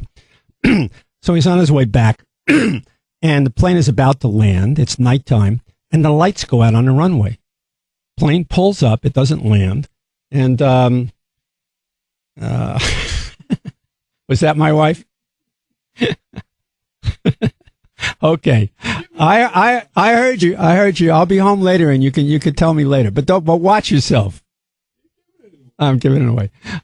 No, the book, there's plenty in the book that you haven't heard. She's telling me to stop giving away the punchline to the stories. But there's plenty, don't worry, there's plenty in the book you could read besides what I just told you. So my father's about to land, right, at this airport in this jet, and the lights go out. The plane pulls up at the last second, because it can't land, it would crash. And that's the last anybody ever heard of this plane. And that's it. He's gone. He was 57 years old, and he was in robust health, and he just disappeared and never found a body, never found even an inch of this plane. So on the anniversary of the day of his death, 5 years before, I was supposed to go on the air the next morning. I have a nightmare the night before, and I decided to go down to the radio station and talk all about my father, and I did. And this is part of what's in the story, which is why my wife is telling me to shut up and stop giving away the whole story. But I go down, I just want to tell you. So this is the first time I go down to the station and started talking about my life, not made up, not, fiction. And I talked about him, and I got dozens and dozens and dozens of calls from other people about their father. And the next time I go on and talk about my mother, then my wives, then my girlfriends, then work I had done, a million things, and I'm getting all these responses. And to me, it was the greatest thing that ever happened. I love doing this, especially since it touched other people and people got back to me on it and told me their own stories. So that's essentially, and you'll read a little bit about this in the book, but there's a lot more. There's a lot more. No, I'm not giving it all away. There's a lot more in the book besides that. And, okay. I heard you. I'm not going to say any more about it. I promise. Make sure you don't throw my dinner out. Okay. Who's on the line? Eric from Reno, you're on. Hey, Mike, congratulations, man. Thank you. That must feel really good. It does. It does. And you know what? The funny thing is just about 10 days ago, I ordered New York Sun. Oh, you ordered that? That's interesting.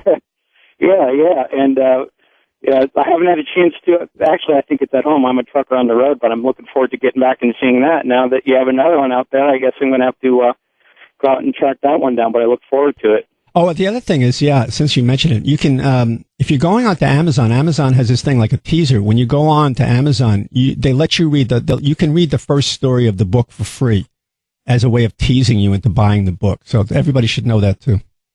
I'm sorry, go ahead. But I look forward to it. And I just want to let you know, about a month or two ago, you had somebody on, Peter Dreyer, and he wrote the 100 Greatest Americans of the 20th Century. So I went out and got that, and I just wanted to let you know that, your show does sell books, and hopefully it sells a bunch of yours. But I really enjoyed, or am enjoying, Peter Dreyer's book because it's obviously 100 short stories or autobiographies, essentially, but I just think it's a great way to start the day. So for like the last month and a half, I've just been, starting the day reading about, some really great people of the 20th century. And yeah, that's good to hear because I agree. I think that's one of the most inspiring books I've ever read about America. It tells you all of these great Americans civil rights workers, people who were brave in various areas of American life, and it's actually inspiring, right?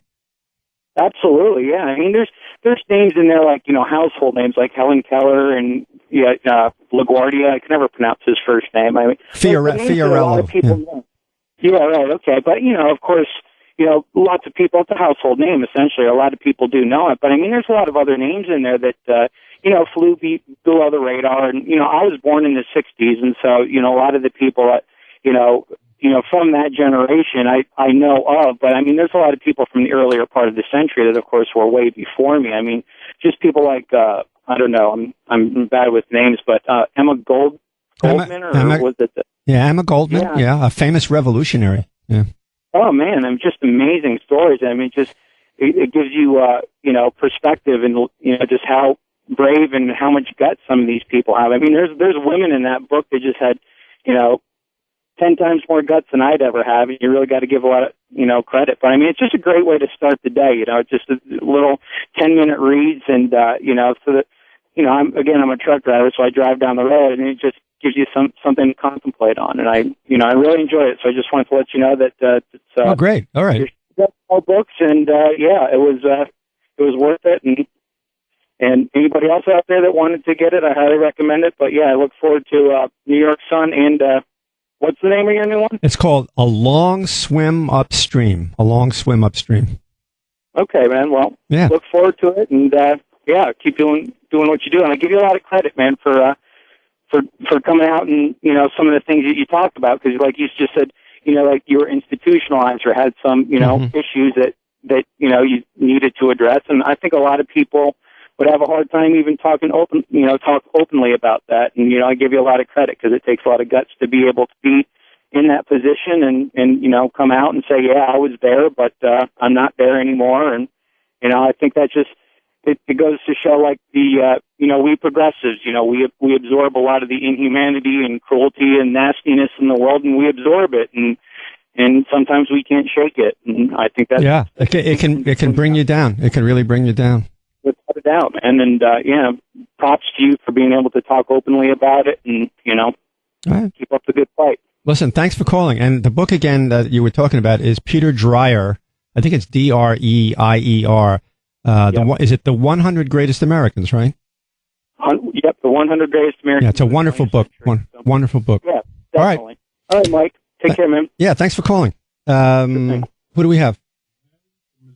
Larry from Missouri, you're on the radio. Hello, Mike. How are you? Okay. Are you on? You have to speak louder. We can hardly hear you. Okay, I'll speak louder. I'm driving and I don't want to let go of the steering wheel. Oh, sure. I just wondered, are you planning on releasing the book as an audio book? I don't know yet. I think that's probably something that would come a little bit down the line. I'm not sure yet. Yeah, I think that would be good because you do, of course, have a good radio voice, so you would be in radio. Uh-huh. Well, it's interesting you say that because, of course, the first time I told a lot of these stories was either on the radio or actually on stage. I had a life as a a performer, a monologist in theaters and colleges. So I did a lot of live performances and, of course, been on the radio for 34 years. It seems like a natural thing to do, and I think it probably will happen, but it's going to be down the line a little bit. You know, I a lot of times while I'm on the road a lot, I like to listen to audiobooks because it's basically having your electronic device read a story to you. And if you do decide to do it, please do it unabridged. Oh, there is no other way I would do it. I hate abridged audiobooks. Except, of course, one job I had for 7 years was as an abridger for audiobooks. Oh. That's one of the other jobs. I used to get these. They used to send me these books that were like 120,000 pages long, 400 pages, and I had to cut them in half, right, or 2/3. I had to cut out a third or a half of a book and still have it make sense. And believe me, that was not easy to do. I would write a script for the actor or the narrator, and it was really a hard job. It was a strange job, but I always felt bad because I had to cut some people's books in half. On the other hand, some of the books I had to cut were these personal growth books that shouldn't have even been written in the first place. They're so stupid. So they were easy to cut. Anyhow, yeah, so I used to be a book abridger, but no, it would be unabridged for sure. All right. Well, I appreciate it, and you have a good weekend. Yeah, you too. You too. Do we have somebody else? Okay, that's it for now. Okay, so I don't know if we should start up doing this stuff right now. There are so many issues here, but starting after the 7 o'clock hour, all of you who want to call up about the Obama administration, I guess I could set it up now. Let's set up the situation. There are three giant issues that are happening right now. Basically, Christmas came very early to the Senate and congressional Republicans, or people who hate the Obama administration or the Democrats, all of which is meaningless to me, because if you followed me here, they're all the same people anyhow, wearing different suits. However, if you're into the kabuki dance, the ping pong game of this party versus that party, it's good news for the Republicans. Christmas has come very early for all of them. The Obama administration, because of its own excesses and its own stupidity and its incompetence and its mismanagement, has managed to violate about 15 different sections of the federal law and about 4 basic portions of the Bill of Rights. They are spying on news people. They are stealing people's personal phone call records of the Associated Press. They use the Internal Revenue Service to target Tea Party groups. Now, you know what? A lot of these Tea Party groups are funded by people like the Koch brothers. In fact, a lot of the Tea Party groups, whether or not their members even know it, the down to the earth, in the trenches members of the Tea Party, these groups were funded by tens of millions of dollars pumped into these groups by people who couldn't care less about the people in the groups, but wanted to manipulate the laws and wanted to manipulate the American government to help their own corporations and their own fortunes. And the Koch brothers, evil bastards like this. So they basically created some of these groups and funded the Tea Party groups. So a lot of these, and then this also takes into account the Citizens United decision that the Supreme Court decided in 2010, which basically destroyed our political system, put the last nail in the coffin of our political system. Bottom line here is, did we take a break? We did take a break. Yeah, we did. So the IRS was targeting these Tea Party groups because they were saying that they were taking tax deductions as charitable organizations, or 501c3, whatever they're called. All of these special things that the congressional Republicans set up and the Supreme Court certified by this absurd, unconstitutional decision in Citizens United. Basically, they let the dogs out of the cage, the feral dogs out of the cage. Every rich person, every corporation can now create an organization, call it a charity. Anyhow, so all these political organizations who have a political agenda, who knows what it is, can now declare themselves charities and be tax deductible. Bullshit, on the left or the right. So it's because of the fact that these things existed that one section of the IRS, which involves nonprofit corporations or organizations, decided to investigate right-wing groups. But they could just as easily have investigated left-wing groups, some of them. The point is that none of these groups should have charitable deductions, left or right. So the IRS targeted one group. Nothing could be more wrong than that. Because if they can target one group, they can target any group. The feds should not be picking on any group. After all, the feds targeted and don't I know this, they infiltrated and spied on a civil rights movement, the anti-war movement. They locked people up. They had spies. They had provocateurs. They targeted left-wing groups. The government in the United States has been targeting left-wing and liberal groups almost exclusively since they had the ability to do it. Now, finally, they targeted some right-wing groups for a change, and it's a big scandal.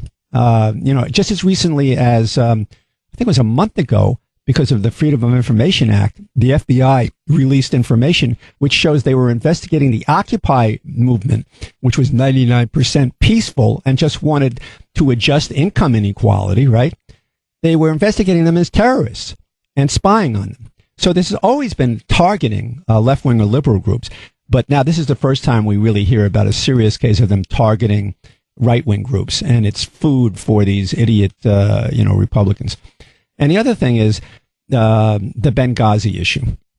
Clearly, the White House and the State Department were more interested in getting their story straight so they looked okay and didn't seem like such fuck-ups as they are than they were in actually providing security for the embassy, or is it the consulate in Benghazi. Professionals, people in the Defense Department, people in the State Department, Security Department, they recommended that security had to be beefed up almost as an emergency in Benghazi and other places like that. What we're doing in Libya in the first place, that's another story. And the State Department, either because they didn't have the budget or because they were incompetent or whatever, did not beef up the security and resulted in the death of these people. And so all the White House and the State Department were concerned about was trying to get their story straight and not to look bad, rather than to admit that they did something wrong and to do the right thing. This is what we're dealing with here. 3 separate scandals, all of which involve tremendous abuse of authority. Now, when I say the president, I don't just mean President Obama. When I say president on this show, I'm talking about President Obama. I'm talking about President Carter, President Nixon, President Bush, to both of them. I'm talking about the president. The increase, the cancerous spread of executive power at the expense of all of our liberties is really out of control. And this is finally where you see it come. It's impossible to not detect it. It's all over the place. It's every place.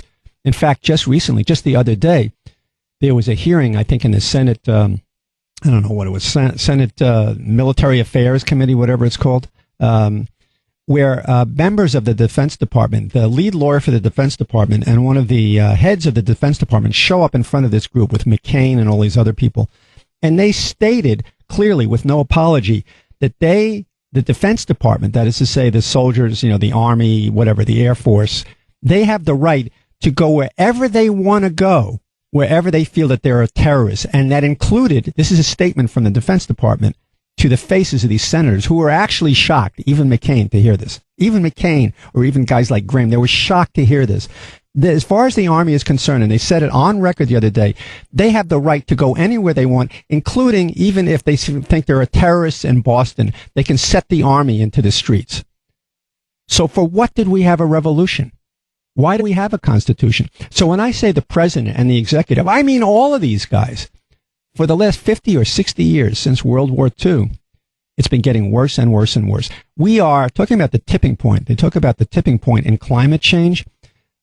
We are at the very tipping point, and may have gone past it, of going towards a military dictatorship in this country. And this is not knee-jerk, left-wing, liberal, exaggeration. When these things are happening, you see yourself on the verge of living in a country where we do not have the rights to life, liberty, and the pursuit of happiness. The government is taking them away from us. This government is becoming a government that, according to Thomas Jefferson, we may actually have the right to have a revolution to overthrow. Just using a quote from one of the founders. And he stated the reasons. The reasons seem to be existing right now. Anyhow, we're back after 7 o'clock. I want to hear all your opinions about these issues and about these scandals and about this behavior. And the number is 866-997-4748. We can start right off after 7 o'clock news with your calls. You want to call up early, get lined up to be the first ones on the air, be my guest. That's it for now. See you after the news. Alex Bennett on Sirius XM Left. Mistakes are made for only one reason. We're human. And we don't have to hold endless hearings for these politicians to justify their existence. It's their excuse for doing not a goddamn thing. The only thing they've really gotten done so far in this congressional season is they managed to get the control tower people back to work because they had to get home. The Great American Broadcast. Alex Bennett. Mornings at 7 East, 4 West. On Sirius XM Left. 127. Chris Matthews, host of Hardball. Weeknights at 7 Eastern on MSNBC.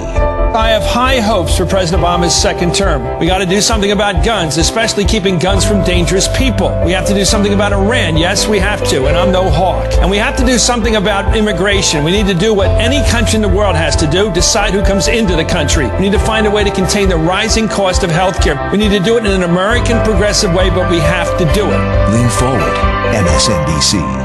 Did you ever look at the stains in your coffee cup and then realize that's exactly what happens to your teeth? Paraswabs is the 5-minute solution to get your teeth white without visiting the dentist. This is John Greenhut, the CEO of Paraswabs. And if your teeth are stained from coffee, tea, or smoking, all it takes is 5 minutes with Paraswabs. In 5 minutes, you'll see an average of 2 shades whiter teeth, and in 7 days, 6 shades. It's clinically proven to whiten natural teeth as well as caps and veneers. The secret is a tooth detergent that was developed by Dr. Martin Ginniger that lifts stains off of your teeth. Best of all, there's no messy strips or trays that you have to leave in your mouth for an hour. Just swab your teeth for 5 minutes and you're done. To try Paraswabs, call 1-800-281-2673. That's 1-800-281-2673. I guarantee your bright white smile will have your friends, family, and coworkers talking about how great you look. Try it risk-free today. Dial 1-800-281-2673. That's 1-800-281-2673.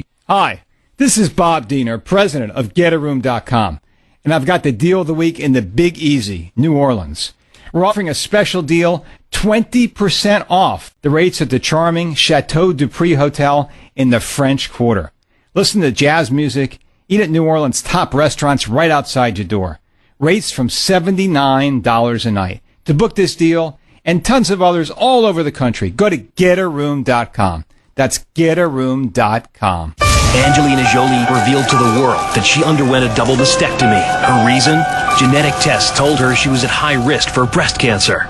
On a very special Dr. Radio Reports, we talk about Angelina's controversial choice with SiriusXM's Perry Peltz and our experts. Women who have this mutation have a 50 to 85% risk. Dr. Radio Reports, Angelina Jolie, preventing breast cancer throughout the weekend on Dr. Radio, SiriusXM Stars, and Cosmo Radio.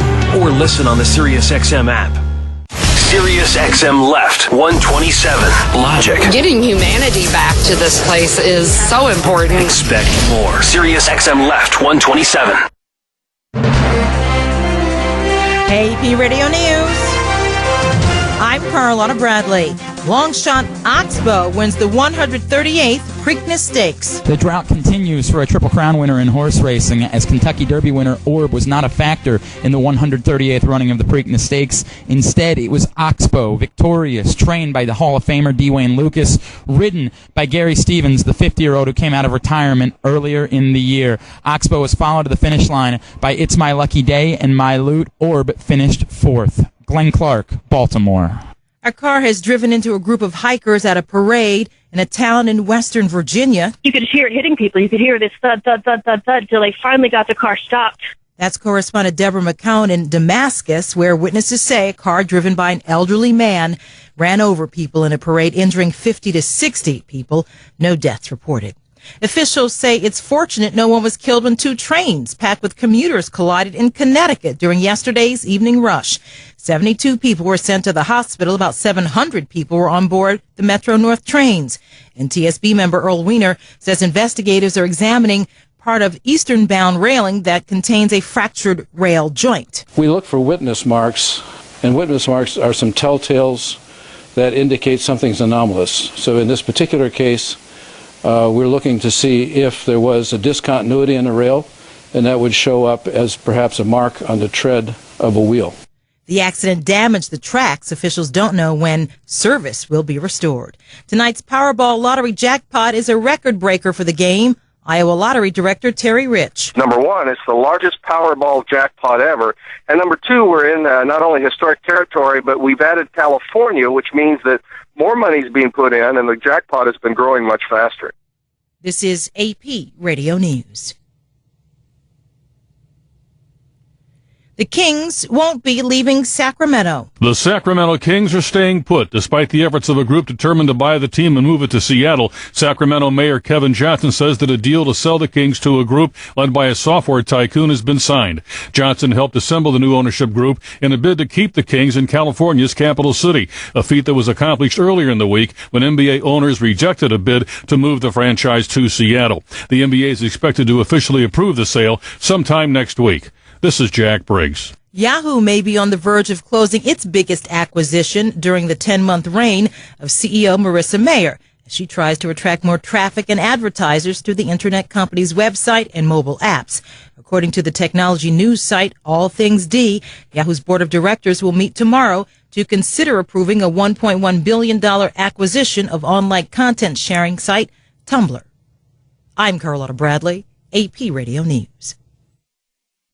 Okay, this is Mike Fader, Sirius XM Left 127. I was just saying, the Powerball is what, 600 million, and actually you only get 300 million of that because they take half of it in taxes. But if I win 300 million, I'm willing to give people money. You want $5 or $1? I'll give it to you. If I win 300 million, I'm generous. How much you want? I'll give you $10. No, you get nothing. Okay, so here we have these three issues, and it's important. It's really important to remember that one of the reasons why the IRS was targeting. I'm not making excuses for the government, targeting political organizations, but there's a whole lot of organizations, especially political organizations, who have a political agenda, and churches. There's a lot of organizations that are not literally charities and shouldn't be getting away with this. If you have a religious point of view, and if you have a political point of view, you do not deserve to get a tax exemption. That's your problem. If you want to believe in God your way and have a church and have an organization that's a religious organization, if you have a political agenda which involves guns or abortion or communism or whatever it is, left, right, or center, you don't get a tax break for that. I don't want to give you a tax break as a citizen of the United States. Pay your taxes if you have your own personal beliefs. That's what life is all about. So part of the problem of targeting the right-wing groups is they shouldn't pick on, right-wing, because they shouldn't pick on any groups, but these groups shouldn't be tax-deductible groups in the first place, charitable groups in the first place. They shouldn't have tax deductions. They shouldn't be granted immunity. And this Citizens United thing, that's an open invitation for people to abuse the tax system, which they do to the tune of billions of dollars now, creating all these organizations and claim. And the other thing is that these organizations are, because of Citizens United, can hide the donors. So very rich people who want very destructive political or other agendas for the mass of American people can pump all this money into it. They don't have to pay taxes, and they're not even identified. It's all done beneath the surface, like sharks swimming under the water. So that's one thing. And then you got the whole Benghazi thing, which I don't think is such a big deal. It's just the government trying to cover up its tracks, which they have done, 1,000 times since there were governments.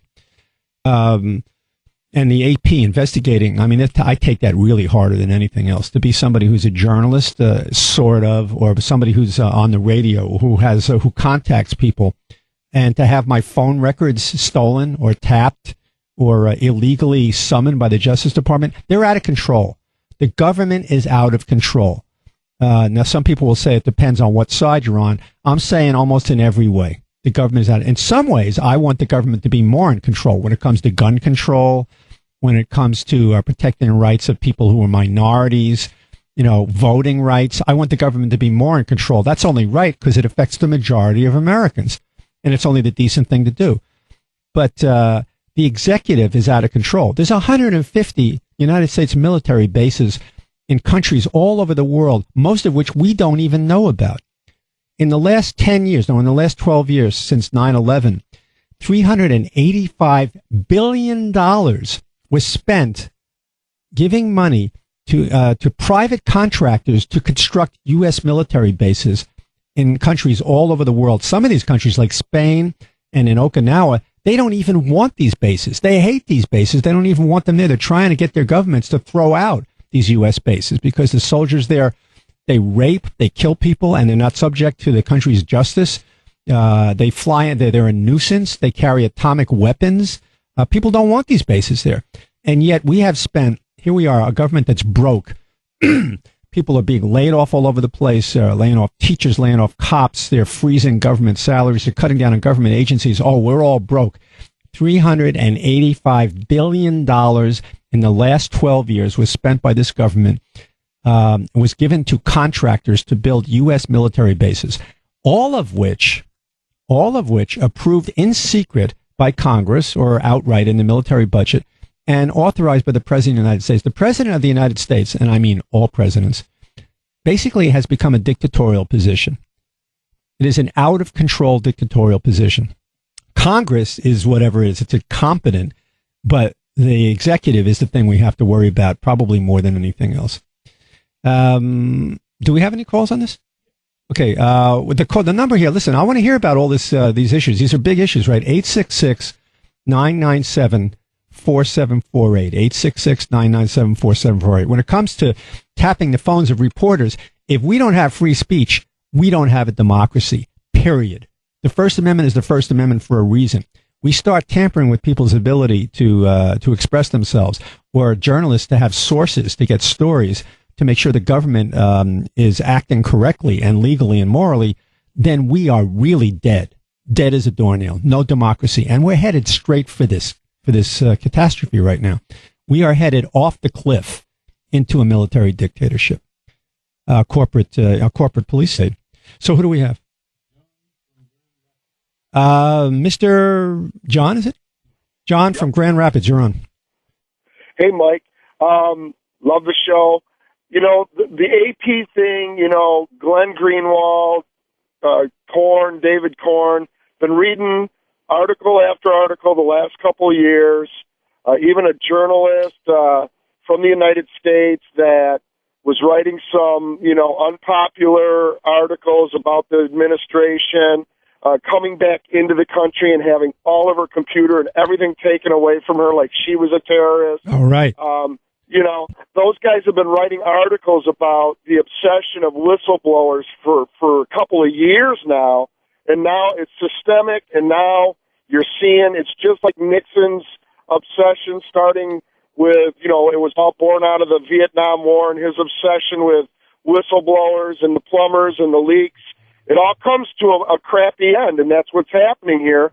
And it's like they said, I forget who was saying it, but they're really trying to impeach Obama about some really crappy things right now when there's a lot of other illegal things, this drone war, this or that they could impeach him for, but if they do, then they're not going to have those power things if they take over office. Well, there you go. See, now that's the most important thing, right? They don't want that. Yeah, they don't want it. They don't want to limit anybody's power to do whatever they want. So they're very careful about it, you know. Yeah. So I remember you talking about the other day, it was like 2 or 3 Saturdays ago, about the bombing missions in Vietnam. Oh, yeah. Millions of people killed.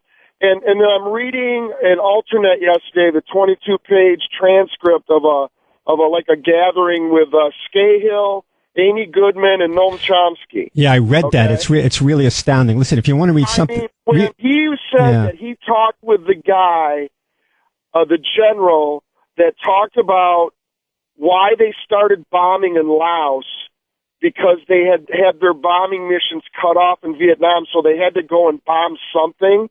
Do I see drones coming at us? I mean, that is, I'm sorry. Mm-hmm. I'm sorry. And just to kind of go to the books you're talking about, I just got done in the last 2 weeks dusting off Candace Millard's River of Doubt about Teddy Roosevelt, and then Garfield's murder. Did you read any of her books?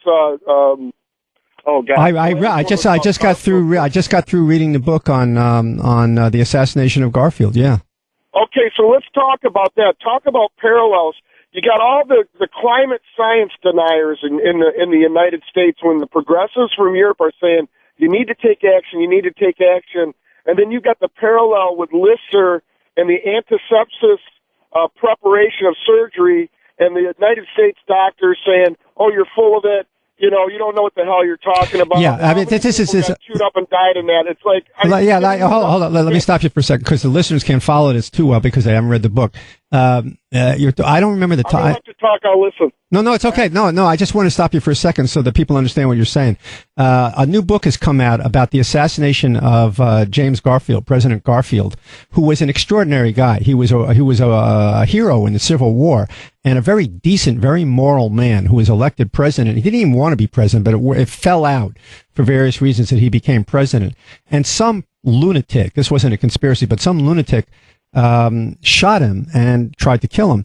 And he could have easily have been saved by modern science, but he couldn't be saved back then because the practices of medicine in those days were so primitive and stupid and bigoted and uneducated that the doctors actually killed this guy. They could have saved him. The gunshot wounds weren't that fatal. And any emergency room these days in any town in this country could have taken his bullet out and could have had him out of the hospital in about 2 weeks. But he died because of what the doctors did. And here's the deal. At the time, Joseph, you know about Listerine. Think of Listerine, right? Joseph Lister, who was the person who was one of the pioneering doctors in clean antiseptic surgery. He said there was this mysterious thing called sepsis once upon a time that infected everybody and killed patients, especially when they were having even the simplest of operations. And this guy came up with what is now seems to be an absurdly simple thing. But he discovered that if people actually wore a rubberized gloves and washed their hands and kept the operating room clean and used their probes and doused their probes in alcohol and kept their probes clean, then people wouldn't die of simple procedures and operations. Yet the doctors who were treating Garfield were old-fashioned, bigoted, institutional-type doctors, and they refused to use his methods, and that's why Garfield died. I just wanted to explain that to people. And you're saying that's the same as the kind of ignorance that refuses to believe in climate change, so the planet will get fried. Exactly. I mean, it's just that same, it's just when you see the parallels, when you read these historical books, and you see the parallels, just like in the book about Roosevelt, how all the Republicans turned on him and tried to run him through the mill when he became a progressive. Mm-hmm. Nothing's changed, really. Everybody thinks history started 15 years ago, and it didn't, And let's talk about this, the military, like you said, every president. Let's talk about the military talking about coming into the streets. Well, that started with Bush. Remember when there was an announcement? I don't know if he created a division or relieve the division from one task that they had and change their task to a domestic task. Mm-hmm. It was in the paper, and it was really kind of ominous, and everybody started to think, well, if he, it was like just before 2004 elections, and everybody was thinking, are these guys going to try and take us over if they don't get elected this time around because they stole it the last time, and so, that started with that president. And I took my boys down to downtown Grand Rapids, Michigan, took them out of school when Obama was running for president, and it was one of the proudest, most exciting days that I have ever spent. And I am telling you now, I am so disgusted, disappointed. I just feel like a king-sized chump by the way he's conducted himself. And I'm just going to listen to your comments off the air. Thanks for your time, Mike. Yeah, thanks for calling. And you and about 10 million other people right off the bat I can think of, including me, are disgusted with what he... Except there are some people like Lynn Samuels, may she rest in peace, and maybe me a little bit, who, I think Alex Bennett too, who were seeing Obama for what he was from the very beginning. But what choice did we have? Hillary Clinton? Let me tell you something. There's one person right now, and Bernie Sanders is not going to be nominated or run. He's just too honest and he has too much integrity. There is one person right now who is the ideal candidate for president who is in the Democratic Party, who I would actually vote for. I'd break my promise never to vote for a corporate Democrat again. If Elizabeth Warren, God bless her, ran for president, and she, the thing she's been doing recently, the first bill she introduced in the Senate is a bill to drastically reduce the interest payments for student loans. the billions of dollars, $1 trillion in student loans. They're due to go up to double in July. This will destroy the lives of so many families and ruin the futures of so many people who borrowed money to go to school and retard the whole idea of American education. She introduced a bill to drastically reduce the interest payments on student loans. How could that be wrong? She, on a finance committee hearing the other day, she asked some Justice Department officials why they didn't prosecute people. Why were they settling with huge banks for $200 million, $500 million, which is pocket change to banks, on their piratical depredations, how they ruin the United States economy? Why was the Justice Department routinely and the SEC routinely settling for nothing? No money at all with these banks when they should be locking people up. She's the only one who's saying this, and she says it to their faces, and she says it in a way which is very convincing, and she means what she says, as far as I can tell. She's the one I would vote for. She has to make it through the corporate Democratic structure to be the candidate, but she's the ideal person. Let's go. Who do we have? Howard from Texas, you're on. Yes. I'm not really following your line of reasoning here. I mean, first of all, first you're saying that we're developing into a military dictatorship.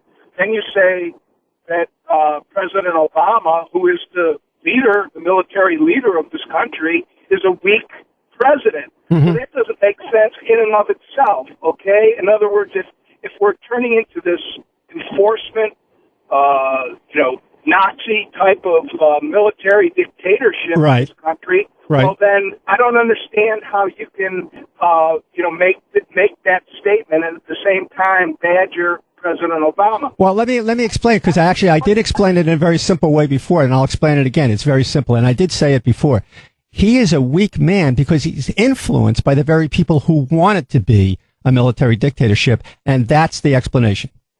Like who? Give me one name. One name. How about Petraeus? How about Leon Panetta? How about everybody in the Defense Department? How about the heads of weapons companies? How about you name it? But those were appointees. They appointed. No. Those people are pushing him around. That's what I'm saying. You think he's in charge of them? They're in charge of him. Okay, I don't understand that. Okay, well. Well, I don't know. What do you want me to use a different language? No, I'm not going to get into it because I really don't follow it. And well, maybe what you're saying is you don't agree with it. I mean, you have to follow what I'm saying. I don't agree with it. Okay, all right. I don't agree with it. Okay. But the other thing is, you just talked about Elizabeth Warren. Elizabeth Warren also is a strong supporter of President Obama, okay? She doesn't agree with everything he's done, but you got to remember, politics, and I don't know what your definition, maybe you ought to explain your definition of politics, but if there's no compromise, which there hasn't been, except for Obama, Obama's the only one that seems to be willing to compromise. He compromises too much. He does it too much. Well, maybe he does, but the bottom line is that, there's a lot of obstruction going on. But the thing I wanted to really talk about was the fact that all media today seems to be focusing on these three so-called scandals. Okay? First of all, John Dean was interviewed, I think the other day, on this radio station by Stephanie Mueller.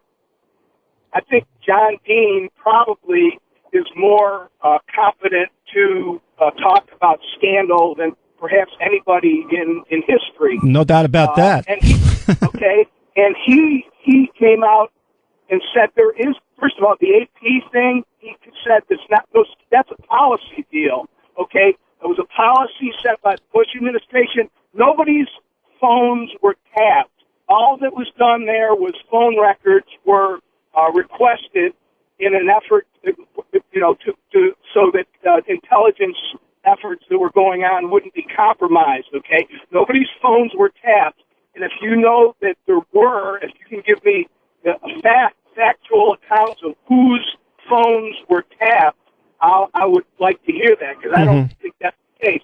As far as the IRS deal goes, that John Dean said that doesn't even, I mean, that's not even, you can't even mention Watergate in the same vein. There's no scandal there. Whoa, wait a minute. That the IRS would investigate a particular political persuasion, that's not a scandal? I'm saying that it's not a scandal for President Obama. He seems to be the one you're trying to rail. The man is, wait a minute, he's running, he's supposed to be running the government, right? He doesn't run the IRS, okay? It's an independent government agency. Under the control of the President of the United States. Under the control of the President of the United States. But this was an isolated incident where lower-level bureaucrats, and I worked for the feds for many years, okay, and a lot of times people take it upon themselves. They're given a job to do an objective, in this case, perhaps finding out whether organizations met the criteria. They took it too far. Right. To say that this is a scandal for President Obama is a reach, and I think John Dean commented the same way on that. I'm not the spokesman. Well, it's definitely. I agree with you. It's definitely not in the same magnitude at all. What I'm saying about Obama is that he clearly is over his head. In other words, he could be briefed anytime he wants on what's going on in his government. He's not in. He doesn't seem to be at the controls of the machine. Do you know what I'm saying? Well, I do know what you're saying, but I don't see. I think if you look at politics, he's in a very difficult position. Aside from all the factors of his uniqueness, and we won't get into that aspect of it, but the fact that he is, being held hostage by this congressional oversight and all this kind of stuff that's going on that's never, ever occurred before in our history to the extent that it has in the last 5 years. But the other thing is, in regard to Benghazi, Benghazi is not, in other words, this was another situation where, yes, the talking points and everything were manipulated, but they were manipulated in conjunction with all the different agencies involved, the intelligence networks involved, so that various situations wouldn't be compromised. To say that's a scandal once again, when Obama and everyone in the administration is cooperating with them, giving them all the information they want, this is a Republican self-serving scandal, if you will. And my feeling is that now to an NBC 10 exclusive tonight. First of all, isn't the objective for this two-party system, as flawed as it is to win elections, right? Well, I thought the objective of a two-party system is that people get elected who serve the people in the United States. Isn't that the objective? For the people of the United States. Right. My point. So how is Benghazi going to gain the Republicans one more vote? How is IRS targeting the Tea Party, which has a real strong following amongst the people of this country, right? How is that going to gain them any votes amongst Hispanics, blacks, minorities, women? Okay, that's not going to gain them any votes. Mm-hmm. And as far as the AP reporters, the Bush administration is responsible for the policy that allowed Obama's people or the Justice Department to do what they did. Now, on the first two, I might be able to agree with you somewhat, but on the third one, I cannot agree with you at all. I do have to move on to other calls, but on this last issue, this is Obama's policy. Obama has gone after whistleblowers and after reporters much, much more than Bush ever did. And his Justice Department is so aggressive in investigating whistleblowers and reporters who are doing their job to keep the government honest that it's his policy and it's a shameful policy. Well, when it comes to matters of security, though, this is a different ball game than it was even during the Bush. There is this play here. I tell you what, check this out. I don't have time to read the whole thing, but there was an article in the Washington Post just the other day. And I guess you could, if you have access to, computer, Google, whatever it is, Google the Washington Post and AP leak. And what you'll see is a really interesting article in detail about minute by minute what happened in this whole thing. And the CIA cleared the AP finally. They said it's okay to release these details, and yet the government is so secretive and so controlling that even over the approval of the CIA to the AP to print this scoop, they still went ahead and got their phone records and their phone logs for no reason at all, except that they want to control everything and they want to go after everybody. They're control freaks. Like I said, I agree to disagree with you, but okay. But I really think these three scandals are overblown. All right. I really don't think that the Republicans have any type of advantage here in as far as. Oh, I think you're right about that. I think the bottom line will be that it won't change any voter's mind. But I'll tell you one thing: this president, in the end of all of this, after all of it, if you sift it all through, and you finally look at it at the end when all the dust settles. He is clearly a man who is not in control of his own government. Somebody needs to get a hold of this government. It is out of control. I'm going to move on, take some more calls. Okay. What do we have? Bill in Michigan, you're on. How you doing, Mark? Hey. Hey, you mentioned Lynn Samuels, and how long has she been gone now? About a year and 6 months. I used to love listening to her. My Lord, what a woman. The best. Did you know her personally? Oh, yeah, for 35 years. We were friends. Oh, my God. I enjoyed listening to her so much. She would just tell it like it was. Katie barred the door, and she was off to the races. True. She was the best. But in any case, I want to get that in because I want to tell you that I do miss hearing her. But I want to talk to you about the subpoena for the phone records, okay? Mm-hmm. What I can tell you is that I have some expertise in this area, all right? And the chilling thing about this is that if you subpoena phone records and you have somebody's number on there, let's say a reporter gets a name of somebody that contacted the Pentagon and calls that person for no other reason than to ask them a simple question about a contact or some other thing, all right? Mm-hmm. Once you start subpoenaing records like that and that person's number pops up on the trace that they run, that person is under the heat because they work for the government and they've been contacted by this reporter. There's no information on what the call was made for. So that puts people under the gun if they haven't even provided any information. And that's what's so insane about this deal. Mm-hmm. Mm-hmm. I mean, it's absolutely crazy. Also the idea if you're a journalist and you're trying to do a story and to make sure that we still have a democracy and to preserve a democracy, and you're trying to unearth the details of something. And also if you just plain have an interesting story which affects Americans, and they're requisitioning your phone logs. Everybody you talk to, as you say, becomes a suspect in one way or another. Could be prosecuted, could be followed. The IRS could investigate them just merely for providing information to a reporter to keep the government honest. Right. And the other thing about this, I'll let you go after I mention this to you. This is like pulling a thread. Because there are high-speed computers now and computerized phone records, if you gave me the job of taking 4 numbers for a reporter and give me the right to go in and look for contacts for 30 days, and then proceed with a trace, with what's called a web trace, I could generate records if you could subpoena the people they called and build a matrix that people just don't understand. This is unbelievable now. Mm-hmm. If they call to get their dog's hair clipped, you're going to know it. Mm-hmm. And that's what people don't realize. It's so chilling, and it makes me crazy. Really. Well, and I think the reason people don't get affected by it or don't realize it enough is because there's a general feeling, because it's such a big country, so vast, so overwhelming, sometimes so it just exhausts you. And people sort of withdraw into their own lives or don't see the connections between two things or any kinds of sequence of events. When something like this happens, it's happening to all of us. And it's what you're saying.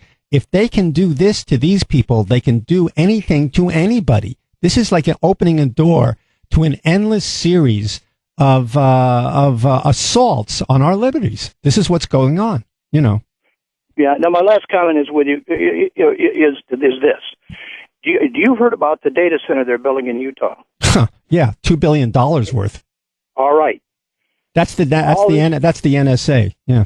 Right. All this information can wind up in that data center and be there forever, even after these people are dead. And that's what people don't think about. You know, I mean, they're going to gather a massive amount of data in terabytes, way beyond terabytes. And that's what's so scary about this. I enjoy your show, and thanks for taking my call. Yeah, sure. Thanks for calling. Do we have caller?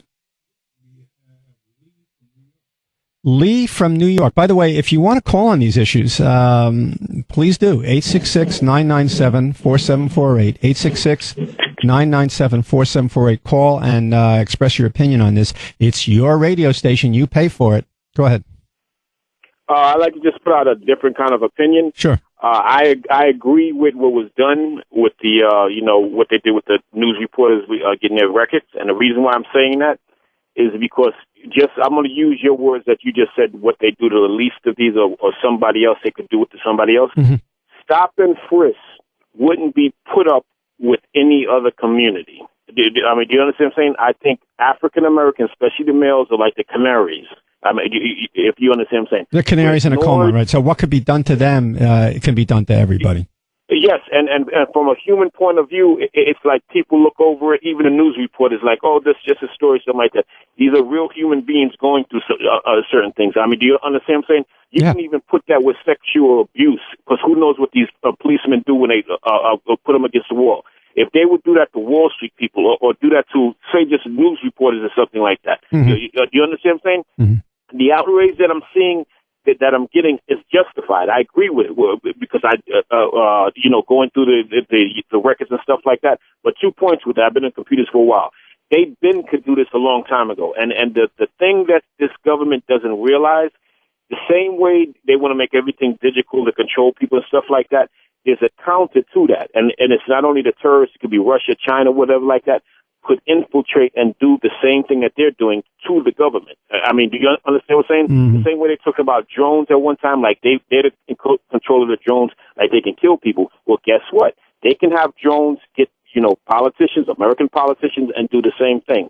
So I just like to put that out there. There's always, how can I say, the opposite point of view, just like with the news reporters, is my point.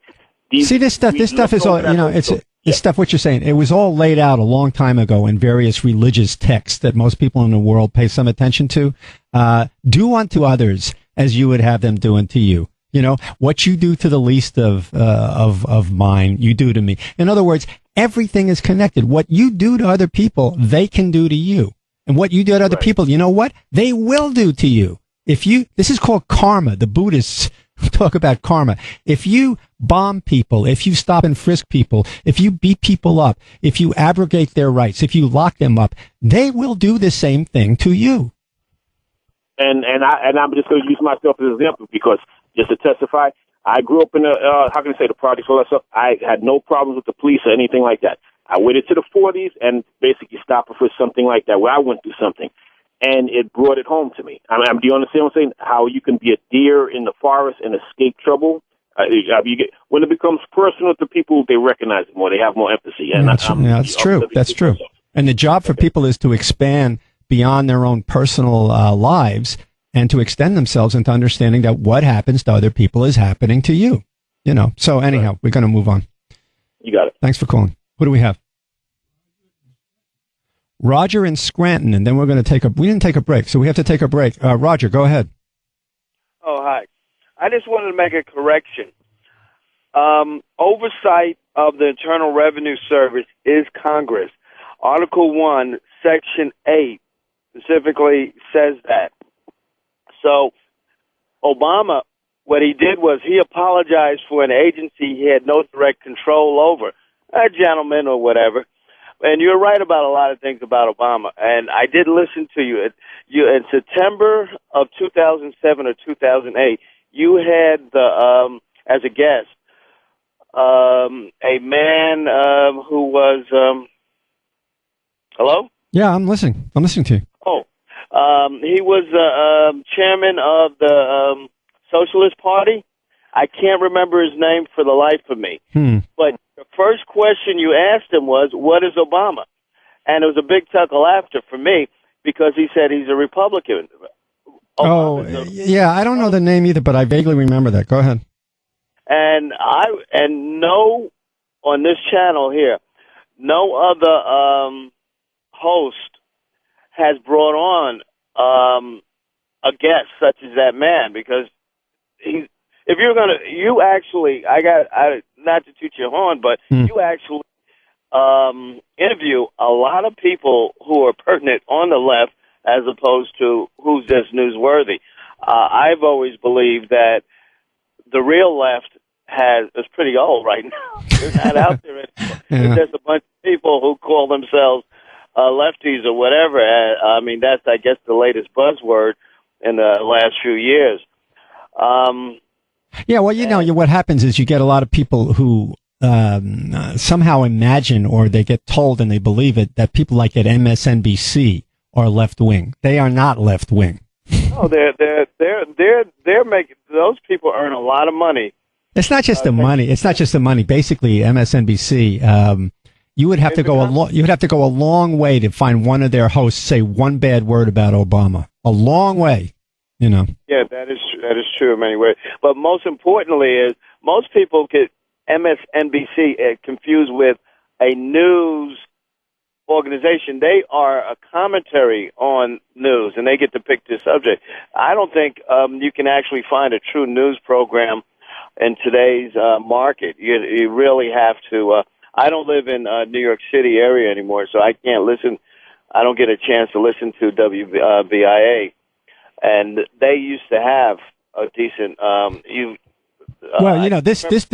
This program is not. You know, I don't say that this is a news program and that I'm really a journalist. I mean, this is obviously an opinion program, but I try to have, and because I'm like that, I try to have experts on who are anywhere from neutral to maybe left-leaning, but actually are so expert in what they're doing, spent their whole lives doing it, that they do provide real factual information. It's just that I choose them because I see and I agree with what they found out, you know. Yes. So anyhow, you know what we got? That's why I wait on for the weekend to listen to your program, because there's nothing. No, I appreciate that. No, I appreciate it. That's good to hear, because what's the point otherwise, right? You know, you gotta know people are listening. You got to do your job for that. All right, you know what? I'm getting a signal. We got to take a break because it's a commercial station, and we got to sell you gold. What is it? Hair oil? I don't know. Okay, go ahead. I want gold right now. Okay. But yeah, you got. You know what? I think what they ought to do is sell gold and tell you to rub it on your head. That way you get the best of both worlds. Yeah, because I don't know how you're going to spend it if paper promissory notes are no longer of value. I walk around with a bodyguard and a bag of gold to get a loaf of bread. I don't know how to do it. Yeah, well, you know, when I win the lottery for $300 million, things will change. I don't know how I'm going to keep talking about the rich people and the 1% if I'm rich, but I'll figure out a way to do it. All right. You'll figure out. Okay. All right. We're on a break. Let's go to a break. Mark Thompson on Sirius XM Left. Mark Thompson. We can stop terrorism, but we're helpless against the NRA. Stop Al Qaeda, but we can't stop the NRA. You could get Osama bin Laden, but you can't stop the NRA. I'm going to tweet that. That's heavy. We can stop Al Qaeda, but we can't stop the NRA. Look at that. That is a profound statement. That's the thought for the day, you all. Make it plain with Mark Thompson. Weekdays at 6 p.m. East, 3 West. On Sirius XM Left. 127. We'd like to introduce you to you. Not the you that likes baseball or spaghetti. The you that's inside of you. Who are we? 23andMe. Named after the 23 chromosome pairs that make up your DNA, 23andMe.com provides valuable information that might impact your everyday health. Visit 23andMe.com to order your DNA kit today for only $99. 23andMe services are for informational use only. They are not a substitute for professional medical advice. If you want to lose weight, please join our nationwide free bottle giveaway for a new weight loss breakthrough. We're conducting a free bottle giveaway, and we're looking for 50 participants from this listening area who want to lose weight. Garcinia HCA is a natural compound most known for its incredible fat-burning traits and touted by a prominent television doctor as the miracle weight loss solution, helping people drop pounds quickly. Simply take the Garcinia HCA drops and watch your waistline begin to shrink in just weeks. To participate in this free bottle giveaway, you'll need to lose at least 10 pounds and be 18 years of age. The first 50 eligible callers will receive a free bottle of this powerful weight loss breakthrough. Free product is limited, so call now to secure your spot and receive your supply of Garcinia HCA. Call 888-980-1519. That's 888-980-1519. 888-980-1519. Call now. 888-980-1519. These statements have not been evaluated by the FDA. This product is not intended to diagnose, treat, cure, or prevent any disease. Are you uncertain about your retirement account? QE and low interest rates are supporting the stock market. Can it go on forever? What happens when it ends? With billions created daily in 5 years, what will have more value? Paper dollars or solid gold? Do you need to protect your retirement account? Exclusive offer, 0 setup and storage fees. Discover how. 800-257-GOLD. 800-257-GOLD. Visit goldworth.com. No labels, a movement of Democrats, Republicans, and everyone in between with one goal. Stop fighting and start fixing. Hi, I'm Michael Smerconish from SiriusXM's POTUS, Politics of the United States. Join me for No Labels Radio, a town hall with political leaders and influencers dedicated to ending gridlock in Washington. No Labels Radio throughout the weekend on POTUS, SiriusXM 124, or listen on the SiriusXM app. Sirius XM Left 127. Opinionated. Obama healthcare plan, I think everybody should have that kind of access. Expect more. Sirius XM Left 127. Okay, we have some calls on the line. This is Mike Fader. Before we go to the calls, let me remind you once again, for those of you who weren't listening at 6 o'clock, I have a new book out. A new book. It's a book of autobiographical short stories. It's called A Long Swim Upstream. It is available now on Amazon. If you go to Amazon, don't put my name in. You'll get other books that I've written. I want you to get this book. It's called A Long Swim Upstream, and it's available in 2 formats. When you go there, if you want to buy it in paperback, put in A Long Swim Upstream paperback.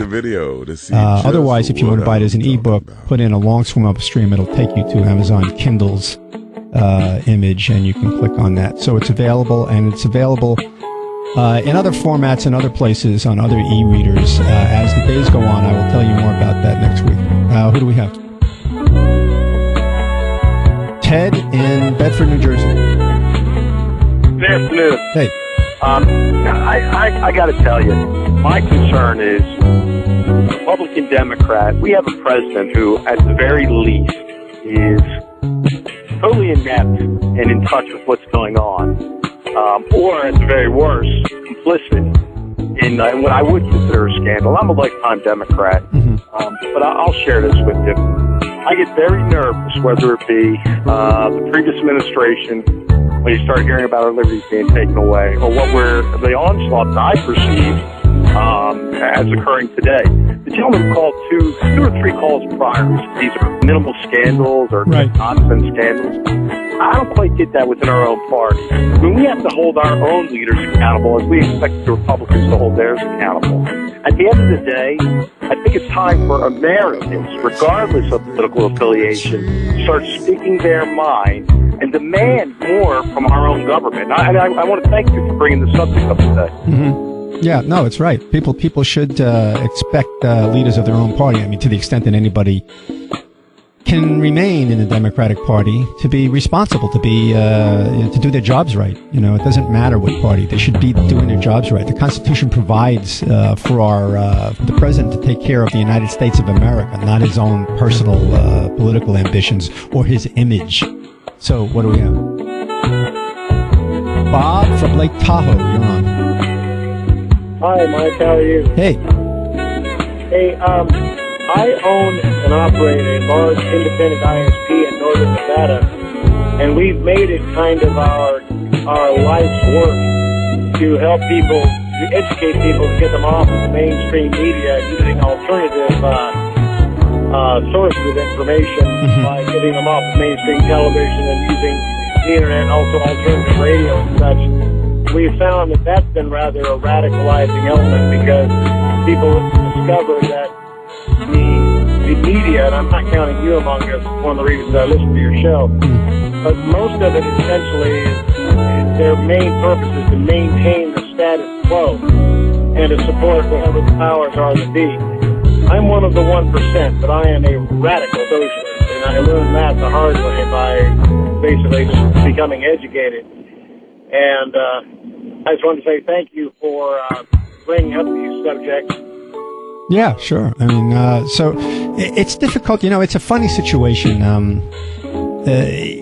You have a family, or you want to provide a good life for yourself. Life is expensive in this country. So you go and you start a business, or you have a profession, you go to school, get a degree, whatever it is, you try to make money.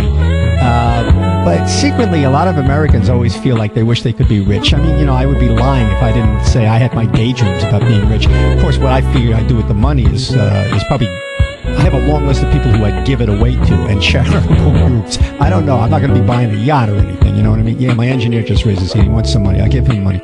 But, but the point is, it's a strange thing to have a lot of money, or to want to have a lot of money, and to still believe in these ideals where everybody gets to share what the country has. You know what I'm saying? Well, yes, I do. What we do is we try to pay the employees well. We try to educate them how to invest. And we end up giving a lot away. But it's funny how I'm almost 60 years old, and it's funny how the goals change. It's not to accumulate more crap. It's mostly now, the real reason I stay in this country, to be perfectly honest, is that when it comes to freedom, there isn't much except in aviation. This is the last country in the world that you can get in a small airplane and basically fly wherever you want to without papers or having to justify yourself to some armed force. One other quick thing. If people want to fight back against the system, it's very simple. I believe that there's a Cold War that's developing, and I do mean this in the sense of a cold civil war using technology. An example. If you don't want the government and Fort Meade to listen to your phone calls, you use something like Red. It's an app you can buy for nothing on an iPhone. Or use encrypted email. Or essentially, a biggie is don't use Google, don't use Yahoo, and don't use commercial email services like Gmail.